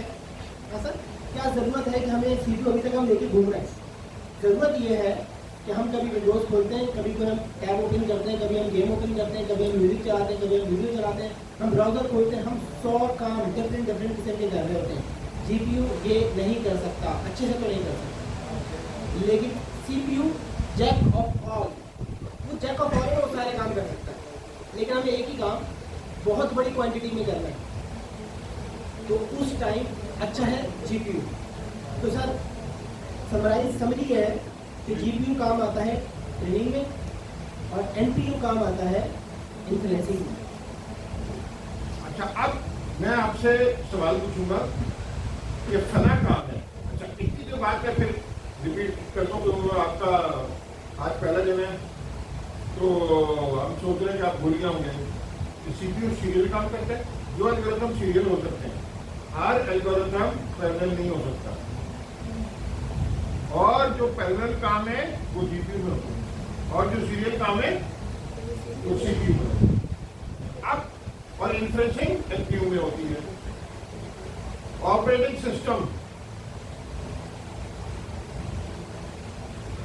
कितने लोग कह रहे हैं कि जीपीयू पे चलता है, कितने लोग कह रहे हैं सीपीयू पे चलता है? इमेज प्रोसेसिंग में ब्लर कर रहा हूं इमेज को फोटोशॉप में, तो ज्यादा अच्छा और ज्यादा तेज सीपीयू पे चलेगा। कितने लोग हैं? ये जीपीयू पे चलेगा? जीपीयू तो डिपेंड करता है एल्गोरिथम पे। Deep learning, neural networks training CPU पे अच्छी चलेगी या जीपीयू पे? अच्छा, ये हो गया। अब सवाल आते हैं, एक चीज है आजम भाई, जो भी पाकिस्तान में जो उसका डिस्कशन कम होता है, अमेरिका में कोई भी वीडियो ढूंढो ना, जो ये बड़े पापुओं का होता है, उसमें एजीआई को बड़ा लिखा होता है। अब ये क्या भला है यार एजीआई? अच्छा दोस्तों, जब हमने थ्योरी क्लासेस में स्टार्ट की थी तो वो तो बहुत डिटेल में हमने डिस्कस किया था, लेकिन याद किसी को नहीं होगा कि एजीआई और एएनआई, आर्टिफिशियल नैरो इंटेलिजेंस और artificial general intelligence, narrow intelligence की अभी जितनी भी एप्लीकेशन आप देख रहे हैं वो सारी की सारी क्या है? Artificial narrow intelligence, ANI. Machine translation, आपकी चाहे ट्रैवल लिस्ट कार्ड देख रहे हैं, तो इसको की जितनी एप्लीकेशन आप देख रहे हैं वो सारी की सारी किसके अंदर आती है? एएनआई।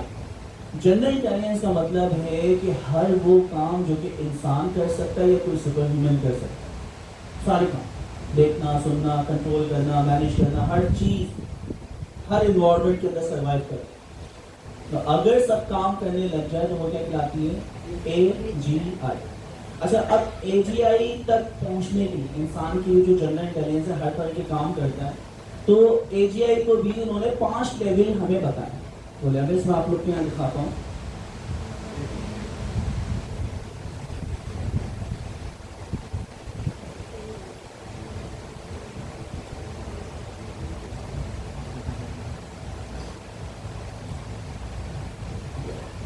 तस्वीर लोड होने में टाइम लगा था, मैं कहाँ पे? ओके। अच्छा, तो एजीआई की यहाँ पे ओपन एआई, गूगल, इन सब ने इसको लाइक एक्सेप्ट किया है कि हम इस लेवल को अचीव करने के लिए काम कर रहे हैं। और अभी हम जिस जगह पे खड़े हैं वो एजीआई तो है, लेकिन एजीआई के हम लेवल 2 पे खड़े हैं। अभी हमने कंप्लीट एजीआई अचीव नहीं करी।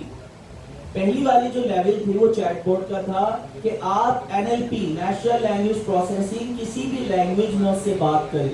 मैं भी आपसे उर्दू में बात कर रहा हूँ, तो किसी भी कॉन्टेक्स्ट में जब आपसे बात की जाती है, आप सवाल को सुनते हैं, समझते हैं, उसको आंसर करते हैं। आप क्या कर रहे हैं? एनएलपी प्रोसेसिंग कर रहे हैं, नेचुरल लैंग्वेज प्रोसेसिंग कर रहे हैं। अच्छा, तो अगर आप यारी चीज अचीव कर लेते हैं कि मैं जो सवाल कर रहा हूँ वो आप समझ रहे हैं, उससे रेलेवेंट आप जवाब दे रहे हैं, कॉन्टेक्स्ट के मुताबिक आप जवाब दे रहे हैं, तो अगर ये चीज आप अचीव कर लेते हैं तो आपकी एजीआई की पहले लेवल पे आप पहुंच गए।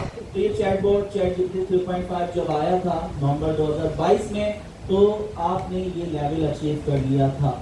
जो इंसानी तारीख के हम सबसे बड़ी रेवोल्यूशन कह रहे थे जनरेटिव एआई, तो उसने पहला लेवल अचीव किया। वो लेवल क्या था कि आप उससे किसी भी टॉपिक पे बात कर रहे थे, वो आपकी बात को समझ रहा था और उससे वैलिडेट आपको जवाब दे रहा था। ठीक है, तो ये आपके पास लेवल 1 था एजीआई का। इस वक्त सेकंड वाला जो है कि वो रीजंस करके आपको बताता है कि आपने पूछा कि ये माइक है, तो माइक क्यों इसका नाम रखा। कुछ भी आप सवाल कर सकते हैं कि आपके लाइक जमीन गोल क्यों है, तो उसके ऊपर कोई ना कोई वजूहात साइंसी जो भी साइंटिफिक रीजंस हैं वो आपको बताएं।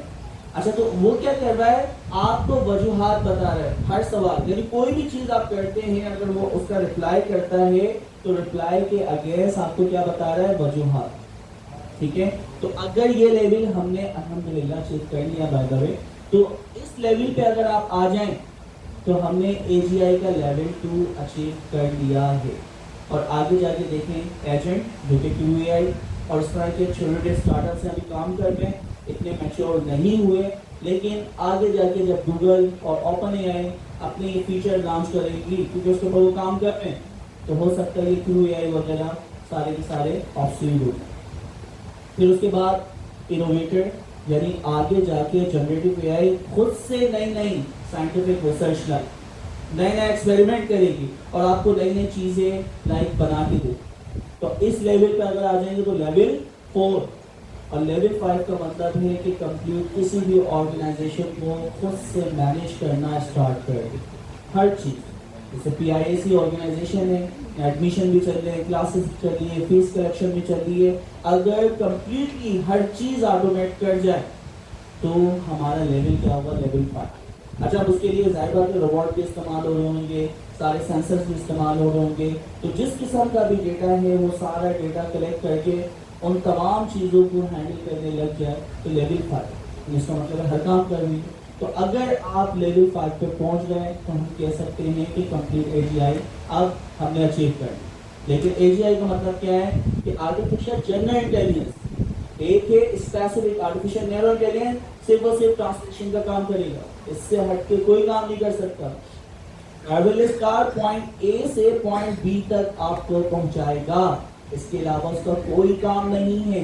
तो ये क्या है, नैरो इंटेलिजेंस।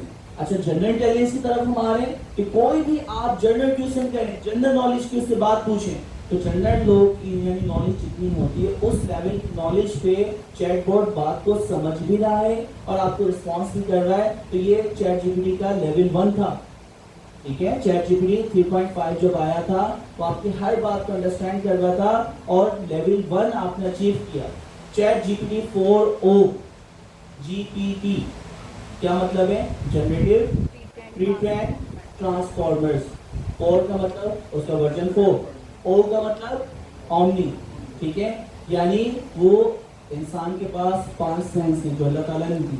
इंसान देख सकता है, सुन सकता है, बोल सकता है, टच कर सकता है और किसी भी चीज को स्मेल करके उसे फील कर सकता है। ये 5 सेंस है। अच्छा, चैट जीपीटी की अगर हम बात करते हैं, 3 सेंस इसने अचीव कर लिए। अभी आप चैट जीपीटी 4o को अगर देखें, वो देख भी सकता है, कोई भी चीज उसके कैमरे में दिखाए, वो सुन भी सकता है, बोल के बात करिए भाई। ठीक है, और क्या कर सकता है, वो सुनना, देखना और बोलना। तो बोलना वो आउटपुट दे रहा है, वो वॉइस की सूरत में भी आपको आउटपुट दे रहा है। तो ये सेंस भी इसके पास अभी बिल्ड हो गए और ये मैच्योर होते जा रहे हैं टाइम टू टाइम। तो हमें पता चला कि एजीआई अभी कंप्लीटली अचीव नहीं हुए, एजीआई के लेवल्स हैं और हम इस वक्त जिस दौर में खड़े हैं वो लेवल 2। तो अब ये लेवल 3 कब आएगा, लेवल 4 कब आएगा, लेवल 5 कब आएगा, क्या पता हम अपनी जिंदगी में देख पाएं। और क्या पता लेवल 5 क्या लेवल 3 से आने से पहले ही कुछ नहीं पता हमारा। ठीक है, तो ये लेवल से। अच्छा जी, देखें, मैं एजीआई को समझ रहा था, मगर गजब क्या दिमाग कुछ कंफ्यूज सा रहता था। ये OpenAI के अंदर से लीक हुआ है, उन्होंने हावी भी भरी है हमारा गवर्नमेंट ने, मगर मुझे इससे मैंने इसको सिलेबस में इसलिए शामिल किया कि मेरा दिमाग क्लियर हुआ। आपको उनका है या किसी का है, किसी ने 10 बजे झूठ लिख दिया तो कोई बात नहीं, अकलमंद की बात है। पॉइंट ये है कि वो ये कह रहा है कि 5 लेवल होंगे, हो सकते हैं एजीआई के। अच्छा, पहले कोई सुनेगा या तो नॉट एजीआई या एजीआई। अब मेरा दिमाग थोड़ा क्लियर हो, 5 लेवल हो। मुझे कह रहा है चैटबॉट जो है ना 4 जो अभी आप इस्तेमाल कर रहे हैं, ये लेवल उन्होंने अचीव कर दिया, मगर इसको खराबी क्या है? रीजनिंग कमजोर है। क्या है? रीजनिंग कमजोर है। अगर जो मैं आपको सिखाना चाहता हूँ, जो अमीन को, कासिम को भी मैं इम्प्रूव कराना चाहता हूँ उनका, नजम का, सबका, वो है नजम की में क्या इंटरेस्ट हुआ था। मैंने आपको क्या कहा? इंटरेस्ट निकालना है। हमारा काम क्या है? इंसानों का, मतलब हमारा क्या काम? यार अब तो एआई के जमाने में हम तो ऑब्सोलीट हो जाएंगे। हमारा काम है जैसे इंटरेस्ट निकालना। अगर ये एनवीडिया वाला बोल रहा है तो ये तो अपनी कंपनी बेच रहा था, ये इन्फ्लुएंस। भोले बादशाह क्या होते हैं? जैसे आपने से ज्यादातर है, बुरा ना मानिएगा। भोले बादशाह कैसे होते हैं कि हमारे मेरी बहुत अच्छी दोस्त है खातून, उनकी दोस्त का बुरा टाइम पता नहीं किस वजह से है, अल्लाह मियां तो नहीं कर रही है, मगर उनकी बदकिस्मती चल रही है आपको। उनकी एक शादी हुई, वो साइको निकला, डाइवोर्स हो गई। दूसरी शादी हुई, डाइवोर्स हो गई। फिर अच्छा, ये इम्प्रूव यानी आपकी ना रिसर्च है। अच्छा, ये लेवल 2 है ना, रीजनिंग। अच्छा, ज्यादातर प्रॉब्लम क्या है कि एआई की रीजनिंग तो बढ़ जाएगी और आपकी रीजनिंग नहीं होगी, तो फिर क्या होगा? सर मीनवाइल आप थोड़ा सा डिस्क्राइब करें रीजनिंग क्या है? हाँ,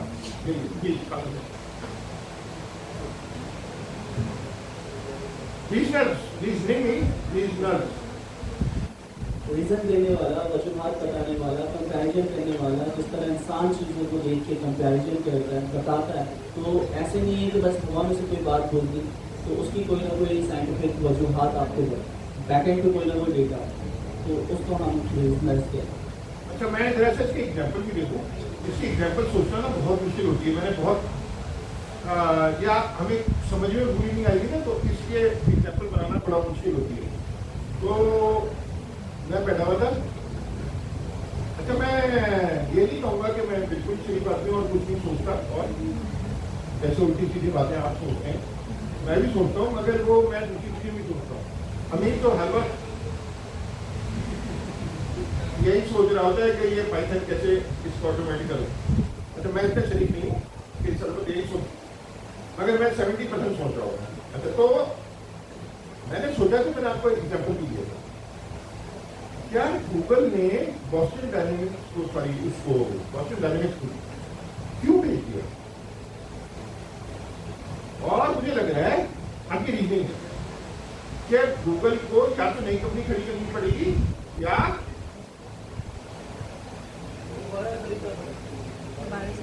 बॉस्टन डायनेमिक्स को दोबारा खरीदना पड़ेगा, टाइप की कोई कंपनी को। अच्छा, ये रीजनिंग है, ये डेटा कहीं लिखा हुआ है। सर रीजनिंग एक एग्जाम्पल आपने अभी खुद दी थी, जब उन्होंने कहा कि रात में बाबा को पेपर दिख जाता है, तो आपने रीजनिंग की कि अगर दिख जाता है तो लिख दें। अब ये रीजनिंग ये कहती है कि अगर यू है तो यू होगा। रीजनिंग में हम ऐसा हिसाब किताब लगाते हैं जो कि नंबर्स में नहीं होता, बट एक किस्म का हिसाब किताब होता है, और उससे हमें पता चलता है क्या सही है क्या गलत है। ऐसे ही सर? हाँ जी। अच्छा, तो रीजनिंग को मैंने बस, अच्छा ये मेरे दिमाग में आया। आप मुझे बताइए, पहले मुझे ये मसला था, अब मैं ये किससे डिस्कस करूँ? अच्छा, मेरी थोड़ा सा ना, मुझे तो इन चीजों में डिस्कस करके सोच के मजा आता है। मतलब मेरी एंटरटेनमेंट है ना ये। आपकी एंटरटेनमेंट ये है कि मीरा ने कहा शादी करने वाली है, और वो पूरा इंटरनेट भरा हुआ होता है कि उसने दूसरी शादी कर ली, उस फला ने तलाक दे दी। अपने सालों की हमें क्या मिलेगा? कुछ नहीं मिलने वाला। अच्छा, खैर मैंने ChatGPT से पूछा। अच्छा, अभी रीजनल में ना मुझे ऐसा लगता है, आप ट्राई करके देखिएगा, ये सवाल पूछिए, ChatGPT सबसे आगे। अच्छा, मैं इसलिए पहला सवाल हमेशा ChatGPT से करता हूँ, और फिर अगर मैं सेटिस्फाई ना हूँ, अच्छा मैं इस वक्त ये दरअसल आप डिस्टिंग्विश करें, अगर आपका सवाल लेटेस्ट इंफॉर्मेशन के बारे में है, तो मैं ये जर्नल से पूछता हूँ या कोबाइल से पूछता हूँ?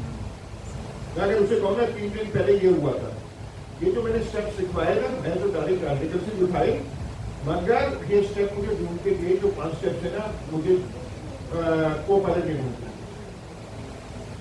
क्योंकि गेटअप को पायलट जो कितने गिरफ्त को पायलट नहीं, माइक्रोसॉफ्ट को पायलट, माइक्रोसॉफ्ट को पायलट नहीं है, को पायलट कह रहे हैं या क्या है यार, को पायलट नहीं है, माइक्रोसॉफ्ट को पायलट नहीं ढूंढती। अच्छा तो मैं क्या करता हूँ, बिंग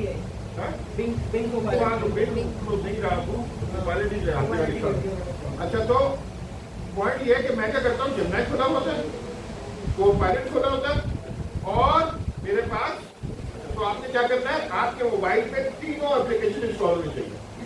अरे तीनों के मोबाइल ऐप तो आ गए, अच्छा मगर मुझे ना बार दफा मजा नहीं आता मोबाइल पे, पता नहीं मैं पुराना आदमी हो गया हूँ, तो मैं क्या करता हूँ, डेस्कटॉप ही खुला होता है, डेस्कटॉप पे अभी इनके एप्लीकेशन मैच के सिर्फ वो आया है ChatGPT, वो मेरे बशीर भाई ने मुझे $20 वाला अकाउंट दिया है। अभी आपको आगे चलेंगे तो अगले एक हफ्ते में, अगले हफ्ते से आपको ChatGPT का अकाउंट चाहिए होगा, तो जो आप लोगों ने सारे एग्रीमेंट किए थे वो एक्टिवेट कर दें दोबारा, हाँ, तो हमें ChatGPT चाहिए होगा, मतलब सब्सक्रिप्शन वाले, ये तो अपने भाई का इस्तेमाल कर लेगा, जैसे मैंने बशीर भाई का कर लिया, तो अब ये भाई पासवर्ड या नहीं दे, अब ये अलग बात है, जब एंटर कर देंगे पासवर्ड नहीं देंगे कि तुम कभी भी अपने कितने दोस्तों को बांट दोगे। अच्छा तो मैंने ना ChatGPT को पूछा यही सवाल। अच्छा अब आप लोगों का टेस्ट है, कितने लोगों के पास इस पर ChatGPT इंस्टॉल है? मैंने आपको सवाल बताया ना, मुझे इसका प्लॉट बताया, काफी भाई आप भी सवाल पूछा। मैं कह रहा हूं कि मेरे हिसाब से ह्यूमनॉइड रोबोट्स का बड़ा जमाना हुआ है। बॉस्टन डायनेमिक सबसे आगे हार्डवेयर, गूगल के बाद जेमिनी तो है विच इज 90% ऑफ टेलीविजन, और अगर बॉस्टन डायनेमिक का दोनों कॉम्बिनेशन होता तो गूगल दुनिया की सबसे बड़ी कंपनी है, इवन ओपनएआई को हरा देती, क्योंकि उनके पास हार्डवेयर नहीं है ना ओपनएआई के पास। और अब इन्होंने भेज दिया 2017 में बॉस्टन डायनेमिक्स को, तो बहुत बड़ी गलती थी। तो पहला मुझे ये बताओ क्या ये गलती थी, और इस गलती का मेरे हिसाब से करेक्शन ये है कि अब इनको या तो नई कंपनी में आनी पड़ेगी, तो क्या ये मैं सही कह रहा हूँ, आपके सोफिस्टिकेटेड है रीजनिंग वाला क्वेश्चन, मैं क्या कह रहा हूँ, ये हुआ, मेरा एनालिसिस ये है। अच्छा अब मुझे आप लोग इसका प्रॉन बताएं, अच्छा प्रॉन क्या होगा?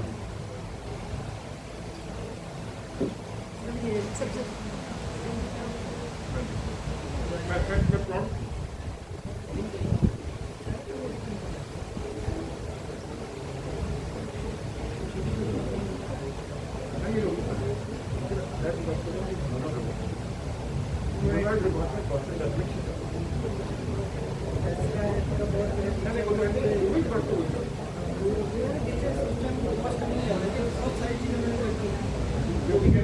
अच्छा मेरे ख्याल ना, अब क्या मैं, अब देखिए तो मैं इंसान की तरह आपसे डिस्कशन कर रहा हूँ, जैसे आपका दोस्त बैठा हो ना, क्या ख्याल है मेरा सही है? अच्छा नॉर्मली मैं सवाल नहीं पूछ रहा उससे, उससे एनालिसिस मांग रहा हूँ। अब आप कुरान कैसे बनाएंगे उसकी एनालिसिस करने के लिए ये आनी चाहिए नई दुनिया में, जैसे इंसान से पूछते ना, मगर उसको आर्टिकुलेट करना पड़ेगा ना आपको। सबसे पहले इसको रोल सवाल सब समझ गए या रिपीट करूं? रिपीट करूं? देखो ह्यूमनॉइड रोबोट से जमाने वाला है, ऐसे रोबोट जो ह्यूमन की शेप में होंगे वो हमारे साथ घूम रहे होंगे। इनमें से जो लड़की को कोई व्यक्ति देगी तो ये ह्यूमनॉइड फीमेल इनके साथ घूमी होगी या कुछ हो रहे होंगे। अच्छा तो बॉस्टन डायनेमिक्स ने क्या किया, 2017 में जो दुनिया की सबसे अच्छी कंपनी की रोबोट थी उसको भेज दिया, और अच्छा मैंने कहा यार ये बड़ी बेवकूफी कर दी। अब सामने आ गई बात, क्योंकि LLM आ गए, LLM और ह्यूमनॉइड रोबोट मिले तो ये तो धमाका हो जाएगा, जो फिगर डॉट AI करने जा रही है या एनवीडिया करने जा रही है, और इन बेवकूफों ने भेज दिया। अच्छा ये मेरे ध्यान में आया, अब मुझे चाहिए इस आइडिया की वैलिडेशन, तो मैंने LLM से सवाल किया कि क्या गूगल ने ये किया तो गलत किया, अब मैं डिसीजन मांग रहा हूं उससे, और अगर गलत किया तो इसकी करेक्शन क्या है। और मेरे हिसाब से सिर्फ इसकी करेक्शन है कि या तो मैं कंपनी बनाऊं ह्यूमनॉइड रोबोट की, या कोई ह्यूमनॉइड रोबोट की कंपनी खरीदो। मगर बनाने में खराबी है कि थोड़े दिनों में वो तो बहुत टाइम लगेगा भाई, तुमको खरीदनी पड़ेगी दोबारा। अब बॉस्टन में तो दोबारा खरीदना पड़ेगा, मेरे को नजर आएंगे बहुत। अब ये मैंने पूरा ग्राउंड बना के भेजा, तो मैं आपसे शुरू कर रहा हूँ कि आप सोफिस्टिकेटेड ग्राउंड बनाने में ये ग्राउंड बना। इसके लिए हमारे एक दोस्त हैं जिन्होंने एआई का स्कूल खुला है, मगर वो इंग्लिश नहीं पढ़ा रहे, कह रहे हैं ये एआई सीखी को, और वो मुझे अपने स्कूल में बुला रहे हैं ताकि मेरी वीडियो बना के बांटे और मैं इधर से उधर भाग रहा हूँ। तो मुझे हर रोज फोन करते हैं, आज मेरे साथ खाना खाएं, वो रिकॉर्डिंग क्रैक हो गया है कि अब हमारे जो विजन सेंसर्स हैं, जिनको हम आसान अल्फाज में कैमरा कहते हैं, वो बहुत अच्छी हद तक डिटेक्ट कर लेते हैं कि सामने जो ऑब्जेक्ट है वो क्या है। टेस्ला कार के बारे में शायद सबको ही पता होगा। टेस्ला का जो ड्राइवरलेस प्रोजेक्ट है उसके अंदर वो सिर्फ कैमरों पे काम कर रहा है। वेमो का जो प्रोजेक्ट है उसके अंदर वो कैमरे के अलावा लीडार भी यूज़ कर रहे हैं, but again लीडार is a light sensor. तो दोनों सूटों में हम लाइट को सेंस कर रहे हैं और हम बता रहे हैं कि ऑब्जेक्ट क्या है कि नहीं है, और है तो क्या है। उसके बाद दूसरी चीज़ रीजनिंग कैपेबिलिटी। रीजनिंग में हम ये तय करने की कोशिश कर रहे हैं कि इस पर्टिकुलर सिचुएशन में क्या एक्शन लेना है, और फिर एक्शन लेना है कितना स्टेप एक्शन है। तो सर मेरा एक अंदाजा ये भी है कि उनको लगा होगा कि यार एक जगह हम पैसे इतना पैसा चला रहे हैं और वो बहुत रोबोटिक्स से रिलेटेड चीज़ है ड्राइवरलेस कार, तो कल को हम इसको किसी और फॉर्म में लेके जाना चाहेंगे तो हमारे लिए बहुत पॉसिबल होगा। अच्छा जी, इस बारे में अब फिर एक और मसला है। आप में से ज्यादातर, क्योंकि या तो हमारे पास होते हैं या इलेक्ट्रिकल इंजीनियर पता नहीं कुछ इस टाइप के होते हैं, उनको बिजनेस का नहीं पता होता, जैसे अमीन को और शायद कासिम को भी। तो वो ये बात नहीं जानते कि सारी इंडस्ट्री में, अब मैंने इसको प्लॉटिंग करनी है ना, सारी इंडस्ट्री में ये बहुत सालों से क्रिटिज्म हो रहा है, अगले पिछले 40-50 से 100 साल से क्रिटिज्म हो रहा है कि कॉर्पोरेट बड़ी शॉर्ट साइटेड होती है।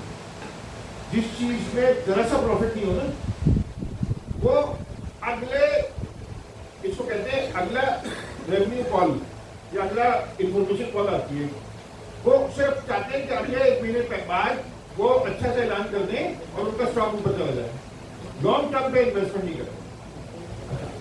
ये बरखिलाफ इलॉन मस्क के। इलॉन मस्क हमेशा ये बात करता है कि अगर मुझे पता भी हो कि कोई कंपनी डूब जाएगी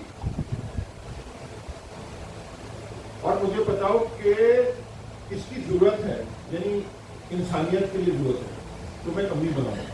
कंपनियों को काम यही है, रिस्क लेते हैं। इसी तरह आप लोग भी, जैसे एआई, अब आप हो सकता है आप कहेंगे यार ये जो सर आप कर रहे हैं आपका कोई, जैसे मैंने आपको बताया था, मैंने सारी अपनी कंपनियां बंद कर दी हैं, सारे पीआईसी के प्रोग्राम बंद कर दिए, गवर्नर हाउस के प्रोग्राम में भी मैं एक ही प्रोग्राम पे आ गया हूँ। क्यों?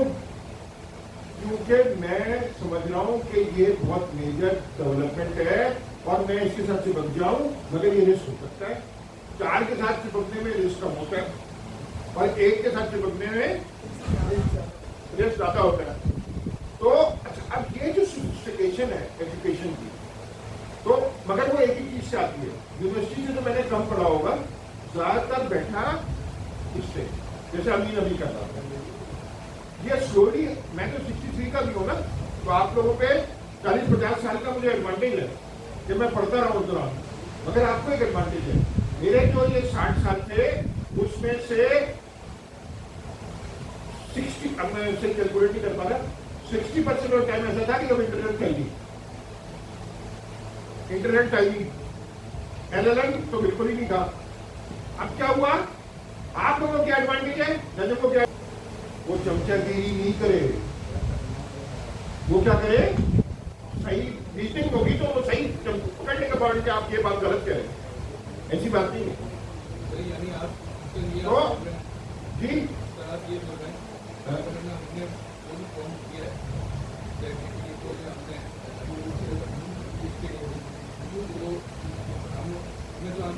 हमने कोई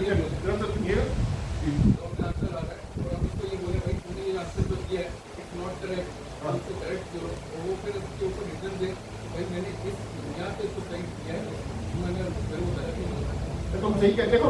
एक तो ये होती है कि जब इन्वेस्टिगेशन होती है प्रॉपर्टी मतलब LLM आपने कुछ पूछा, कुछ गलत ही पूछा था, आपने अपना कोई आइडिया भी नहीं दिया था, उसने कोई मेरे पास 10 दफा हुआ है, कोई इंफॉर्मेशन एक्यूरेट नहीं की, मैंने उसको कहा कि I think you made a mistake और मैंने उसको करेक्शन बताया।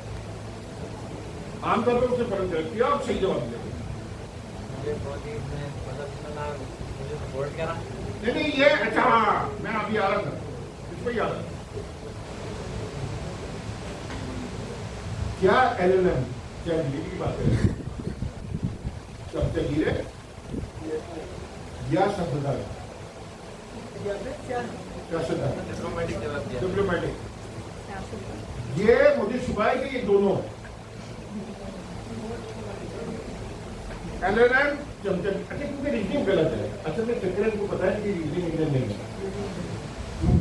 मुझे शुबा है रीजनिंग कर नहीं सकता भी सही से सर। यह रीजनिंग कर नहीं सकता तो ये क्या करता है जी जो आपने स्ट्रॉबेरी प्रोजेक्ट का बताया सर, हाँ। उसके अंदर मैंने जो एक न्यूज़ पढ़ी थी यही था कि रीजनिंग इंजन जो है वो चेंज कर रहे हैं हाँ, हाँ। और रीजनिंग बेटर होगी। तो मैं बड़ा वेट कर रहा हूँ उसका, हाँ। क्योंकि मुझे ऑलरेडी बहुत ज़बरदस्त प्रोडक्ट लगता है।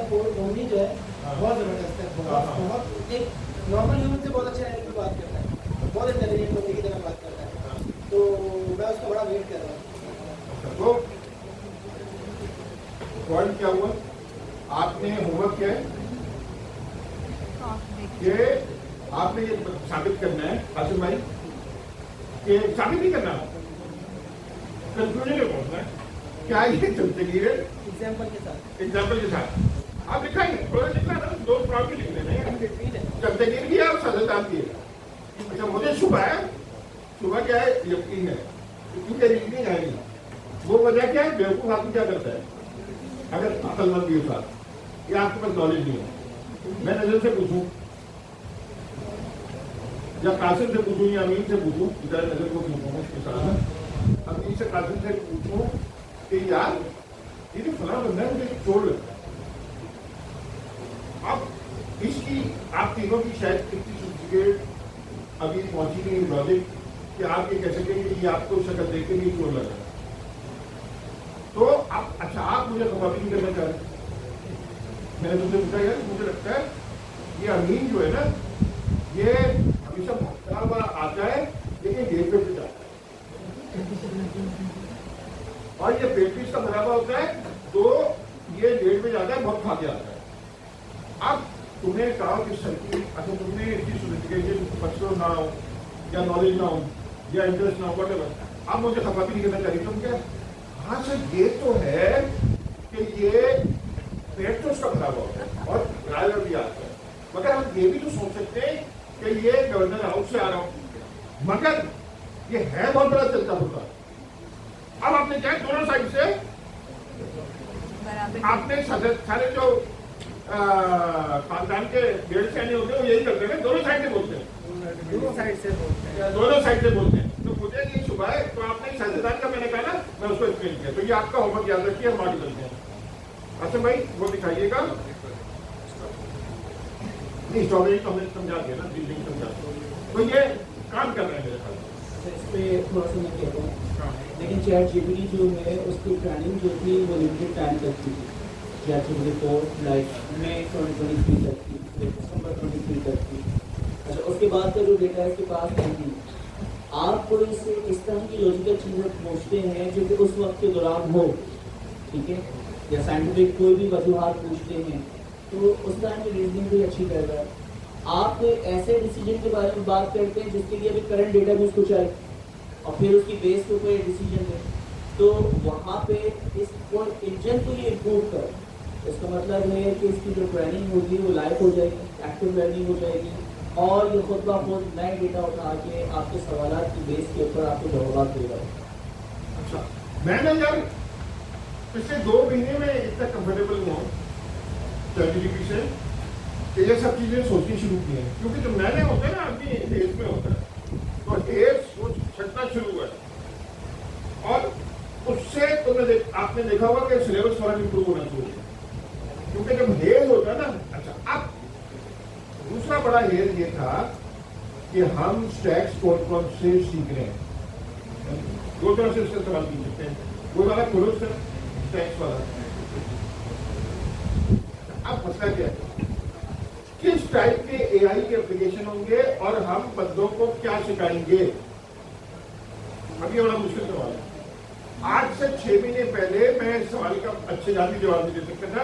मैं कहता ओपन एआई के एआई सीखो, यही आता था, मेरा दिमाग क्लियर नहीं था। अच्छा, आप मेरा दिमाग क्लियर हुआ तो बेचारा आपका दिमाग भी क्लियर हो, तो मैंने ये डॉक्यूमेंट कर दिया। अच्छा, इसको क्लियर होने से क्या फायदा होगा? खुदा ना खास्ता मैं कल सुबह खिड़क भी जाऊंगा, तो आप लोगों का अगर ये सवाल का दिमाग क्लियर है ना तो कोई मतलब नहीं। इंशाल्लाह आपको डायरेक्शन बताऊँ, आप कर लेंगे। मेरे साथ जिंदगी में क्या हुआ, मेरा 20-30 साल तय हुआ है कि मेरा डायरेक्शन समझ नहीं आता था करना क्या है। अच्छा, तो ये सवाल है कि करना क्या है, हमने ये डिसाइड कर लिया कि एआई करना और कुछ करना ही नहीं है। इवन आप डेट पे जाएंगे तो लड़की को क्या कहेंगे कि मैं तुम्हें पढ़ाऊंगा, मैं को भी पढ़ाऊंगा, उसकी अम्मा से भी यही कहेंगे सर मैं आप सबके खानदान को एआई का एक्सपर्ट बनाऊंगा। अच्छा, आपको पता नहीं रिश्ता हो या नहीं हो, वो एक अलग बात है।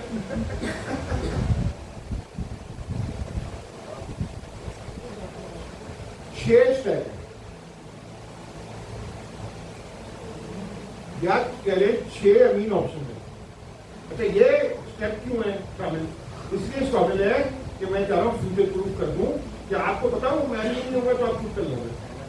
और 6 से ना फिर 7वां और 8वां आएगा ना तो आपको खुद समझ में आ जाएगा।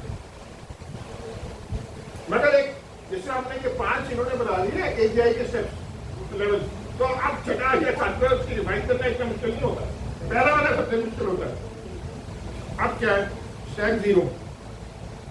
स्टैक 0 वो है जो पिछले सेमेस्टर आपने पढ़ा, यानी डॉकर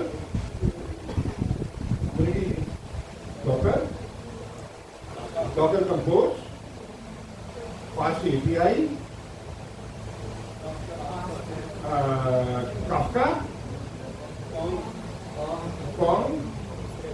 कॉन्ग सस्पेक्ट है। कॉन्ग थोड़ा सा सस्पेक्ट है, क्यों?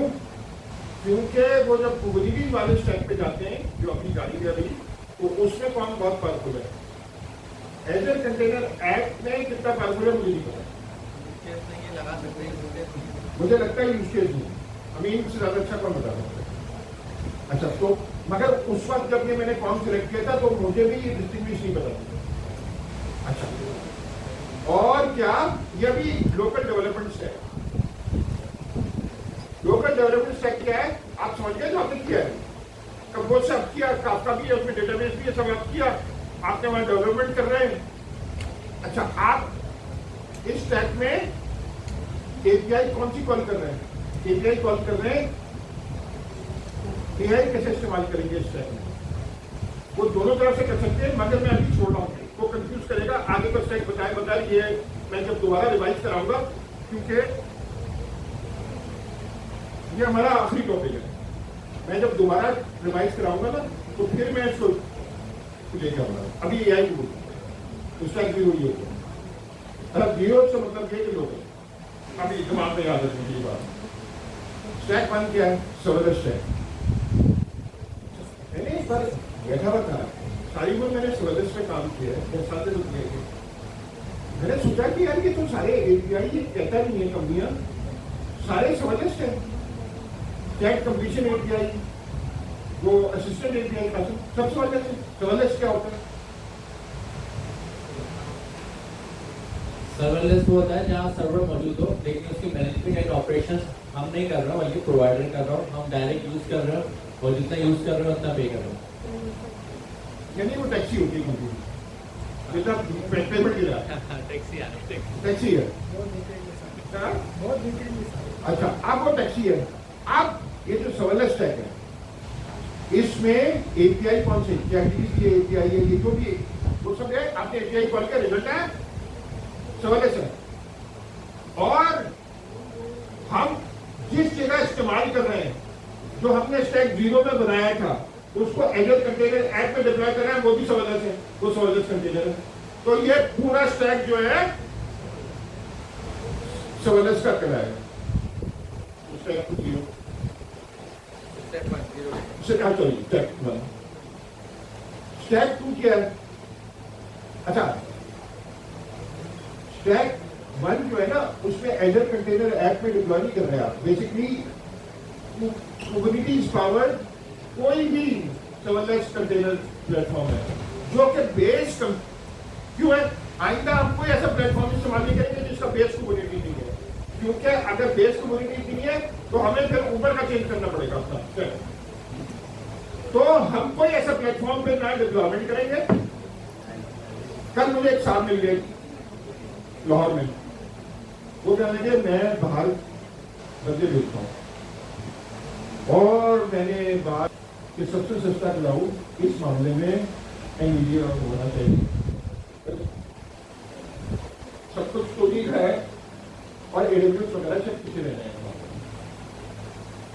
जो ये 2-3 दिन की बात कर रहा है ना, मुझे सुबह है जिसने प्लान बना के बैठा हुआ है इन तीनों को खाने का, चिकन टिक्का बना के ना तीनों को खाने का। 100 बिलियन नहीं, वो 100 बिलियन तो क्या है, मगर वो कह रहा है कि बिलियन का वो हार्डवेयर पे लगाएंगे। तो मेरा ये ख्याल है 3 ट्रिलियन वो खुद ही लगा देगा। क्यों? अब वो कह रहा है कि भाभी उसका क्लाउड में कम्युनिटी बना कनेक्टिविटी, ये सारी लेगेसी है। अगर आप देखें ना, ये सारे क्लाउड जो है ना लेगेसी क्लाउड है, फ्यूचर तो सारा कम्युनिटीज का है।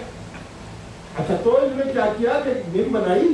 अब मुझे अगर मेरी मशीन में जीपीयू सही लगा हुआ है, मैंने क्या करना था, कम्युनिटीज पे एक कमांड देनी है, कौन सा वो क्या है, क्या दिलाते हैं वो जो तुम बता रहे थे।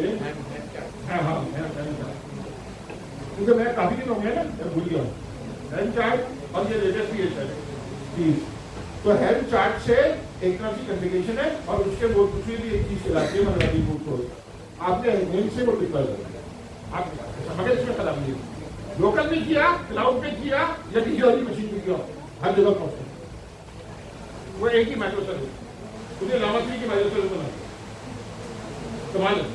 अच्छा, तो तू क्या हुआ? तू हुआ हर चीज को बोली की और ओपन सोर्स मॉडल है जो फाउंडेशन मॉडल के तौर पे इस्तेमाल करके उनकी फाइलिंग ट्यूनिंग करके आप मीडिया नेम में डिप्लॉय करते हैं। तो वो क्लाउड पे डिप्लॉय करें या लोकल पे? मगर सिर्फ लोकल में मसला ये है कि अगर आपकी बड़ी मशीन नहीं होगी और वो मॉडल बड़ा हुआ तो वो कर जाए। तो अभी तक क्या हुआ? 0 local, 2 serverless, 3 custom Kubernetes, 0 local 1 serverless 2 custom Kubernetes। हाँ, खूब कस्टम मैं नहीं करता हूँ, खुद ही 0 का करता हूँ और खुद ही 0 का करता हूँ। अच्छा, ये तो हो गए 3। अच्छा, अब क्या है? चौथा क्या है? चौथा ये कि स्टैक ही चेंज है। उसमें क्या है? अगर वो जीपीटी स्टैक है, क्या है? तीसरा, चौथा नहीं, मेरे वाले सिस्टम में तीसरा, वो क्या है? जीपीटी स्टैक है जो हम अभी सीखना शुरू करेंगे अगले हफ्ते से। अच्छा हुआ अमीन ने भी काफी हाथ सेट कर लिया उसको। देखा, हमने पहले भी ये अपनी क्लास में पढ़ाया था जीपीटी, मैंने उसको बच्चों के साथ पढ़ाया था। अच्छा, तो जीपीटी में क्या है? User conversation. आप उससे थोड़े दिनों में 2 महीने में आप उससे बिल्कुल इंसानों की तरह बात कर रहे हो। इमोशनल आपको डांट भी नहीं होगी, जो पे डांट भी रही होगी, बंदा भी नहीं, बंदे की तो डांट सुनते नहीं है ना। तो जो फीमेल AI होगी तो उसकी डांट सुनने नहीं होगी। तो हमें बचपन से आदमी की सुनने की आदत नहीं है ना। तो ईमेल को सुन लेंगे, ईमेल किसको सुनेंगे?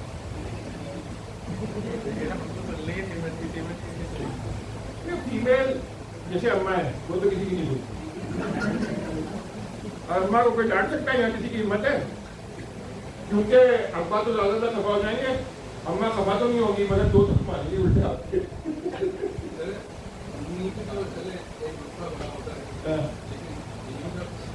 बेगम की तो सुनते आप मेरे कह रहे हैं ना कि अरे लगाई आपसे, लेकिन मैं मना भी करूंगा नहीं सुनो तो बेगम की तो बेगम किसकी सुनेगी? वो पूछ रहे हैं वो किसकी सुनेगी, इसका जवाब वो असल में चक्कर ये है, मेरे अब्बा का भी जमाना था ना, मेरी अम्मी जो है ना अब्बा की सुनी, अगर मैं दोबारा देखूं ये तुम लोग, अगर ये गलत फहमी है कासिम अमीन कि बेगम चुनेंगी, अगर उनकी कोई कमजोरी ना हुई, मैं उस पर तकलीफ भी जरा नहीं करता, वो एक ढेला भी नहीं सुनेंगी, छुट्टी हो जाएगी आपकी।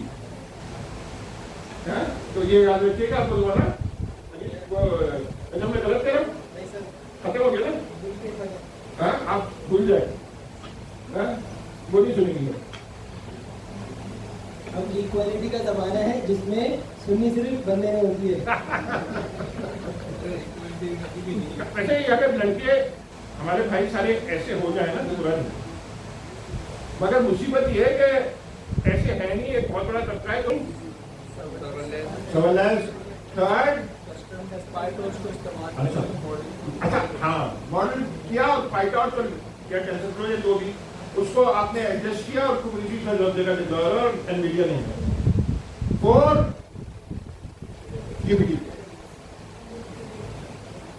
जीपीटी बनाना हम सीखेंगे। फिर 5 एजेंट्स। अब एजेंट में मसला है, मैंने डॉक्यूमेंट तो किए एजेंट, जैसे मैंने कासिम ने वो एक जुमले में कह दिया था तो मुझे ज़्यादा तफसील बताने की जरूरत नहीं है कि एजेंट्स में हम ये अभी जितने भी टूल्स हैं, थ्रू हुआ तो भी लाइन चेन ग्राफ है या कोई है, मुझे सुबह जिस दिन एंड इस वक्त वो अपना ओपन ही आई जो डेटा है गलत भी हो सकता है, दो चीजों पे काम कर रहा है। लेवल 2 पे वो रीजनर्स पे काम कर रहा है और लेवल 3 पे एजेंट्स पे काम कर रहा है। और मैंने एक जगह ये भी पढ़ा, अगली सब अफवाहें कि 5 जो है वो एजेंटिक फ्रेमवर्क है। 5 जो है वो सिर्फ प्रॉम्प्टिंग एजेंट नहीं है, प्रॉम्प्टिंग दिशा भी कर रहा है। 5 LLM जो है ना एजेंटिक है। अच्छा, एजेंटिक से मतलब है वो एजेंट है। एजेंट का सबसे अच्छा मिसाल क्लास में एक लड़के ने दे दी, उसने याद नहीं आ रहा जुनैद ने दी या किसने दी, कि सर वो एजेंटिक समझाने का ये है कि इकबाल ने दी थी, उस्मान ने दी कि सर वो मसला नहीं है समझने के लिए, बच्चों को समझाने के लिए। उसने कहा कि बहुत ही आसान है, सर जाते हैं ना पूरे पाकिस्तान में ढूंढे हुए, एजेंट को पता होगा कि सर का जहाज का शेड्यूल कब है। सर क्लास पढ़ा रहे इस्लामाबाद में, जब जहाज के टाइम से 1.5 घंटा पहले हुआ वो ये भी देखेगा 1.5 घंटा मतलब कितनी देर लगेगी ड्राइव करके वहां पहुंचने में। तो एजेंट जो है वो गाड़ी भी एजेंट है, वो गाड़ी की ड्राइव करके ड्राइवर में खड़ी हो जाएगी और मेरा मोबाइल में जाएगी नीचे आने वाले। अगर 5 मिनट है नीचे आने के लिए, अगर 5 मिनट दे रहा है तो जहाज निकल जाएगा। वो पीछे काम कर रहा है बार बार LLM से पूछ के। अच्छा, तो अब क्या अभी तक क्या हुआ है और आखिरी क्या है, रिवॉर्ड्स तो पूरा प्लेटफॉर्म होगा जिससे रॉस चल रहा होगा। अच्छा, अब मैं एजेंट में एक चीज बताना चाहूँगा और LLM में बताना चाहूँगा, सॉरी जीपीटी में बताना चाहूँगा। जीपीटी में जैसे हमने पिछले सेमेस्टर सीखा है, एक्शन है, सारे APIs हैं जो हमने प्लेटफॉर्म 0 में सीखा था ना, वो या तो 1 पे डिप्लॉय होगा या 2 पे डिप्लॉय होगा और वो किससे कनेक्ट होगा, जीपीटी से कनेक्ट। एजेंट में कैसा होगा ये बताओ। अब सुने सर, एजेंट को हम as a macro service deploy कर सकते हैं? मुझे ये क्लियर नहीं है जो कि हमारे डिप्लॉयड मैक्रो सर्विस नहीं कर सकते कि एजेंट जो है ना हर वक्त ऑन रहेगा। सिर्फ क्वेरी पे क्यों नहीं चल सकता वो? हाँ, सिर्फ क्वेरी पर रन हो। हाँ, ये हो सकता है कि ऐसा तो बने जो इवेंट ड्रिवन है, मगर वो हर वक्त रहेगा, मॉनिटर कर रहा है हर चीज हर वक्त, समझ ना। अब अगर 10,000 सारे दिन में 10,000 20,000 उसने कॉलेज की देखने के लिए किस वक्त क्या कर रहा है। सर, इस पर्टिकुलर डेवलपमेंट में ऐसा एजेंट है जो 24 घंटे मॉनिटर कर रहा है, लेकिन एक ऐसा एजेंट भी हो सकता है जो कोडिंग में हमारी हेल्प कर रहा है। हाँ, और हम उसको प्रॉम्प्ट करें कि यार मैं ये प्रोग्राम बनाना चाह रहा हूँ, तो मुझे इसका फोल्डर स्ट्रक्चर क्रिएट कर दो। तो ये काम भी LLM में एजेंट करेगा, जिसके बाद मेरा फाइल LLM नहीं कर सकता। LLM सर फाइल्स क्रिएट नहीं कर सकता। नहीं कर सकता, मगर एडवांस में तो कर लेगा। हाँ, वो कोई बात आ गया सर, वो एजेंटिक हो गया। हाँ। जो एंड्रॉइड इंजीनियर की इस तरह की है कि यार एजेंट क्या है क्या नहीं, ये अभी बड़ा अनक्लियर है। हाँ। तो मैं इसको इस तरह कहता हूँ इंक्लूसिवली कि सब एजेंटिक है। आपने शायद एक बार देखिए, हाँ। डिस्कस भी किया था तो मैं इस तरह कहता हूँ कि यार सब एजेंटिक है, यानी जो भी LLM को, जो भी ऐसा सॉफ्टवेयर बना रहा है जो LLM को मल्टीपल क्वेरीज, मतलब उसमें एंड्रॉइड ने एक बात की थी, उसकी नजर में एजेंटिक वो है जो मल्टीपल कॉल्स करे LLM जो मल्टीपल कॉल्स करके रिजल्ट इंप्रूव करे। हाँ और उसने काफी अच्छा फ्रेमवर्क दिया है, रीजनिंग कर रहा हो, ये कर रहा हो, वो कर रहा हो। हाँ नहीं वो तो बातें हैं। अच्छा तो पॉइंट ये मुझे जानने का टाइम खत्म हो रहा है, डिवाइस करके आप जीरो क्या लोकल टाइप एप्लीकेशन, 1 क्या सर्वलेस, 2 क्या कस्टम AIB और कुबरनीज बेस्ड, कोई फ्लेक्सिबिलिटी होगी ना क्या, सब कुछ अपना है। फिर क्या जीपीटी के साथ क्या है, जीपीटी एक्शन जो अपने अच्छे से सीखी है, तो हमने सेलेक्ट क्या किया है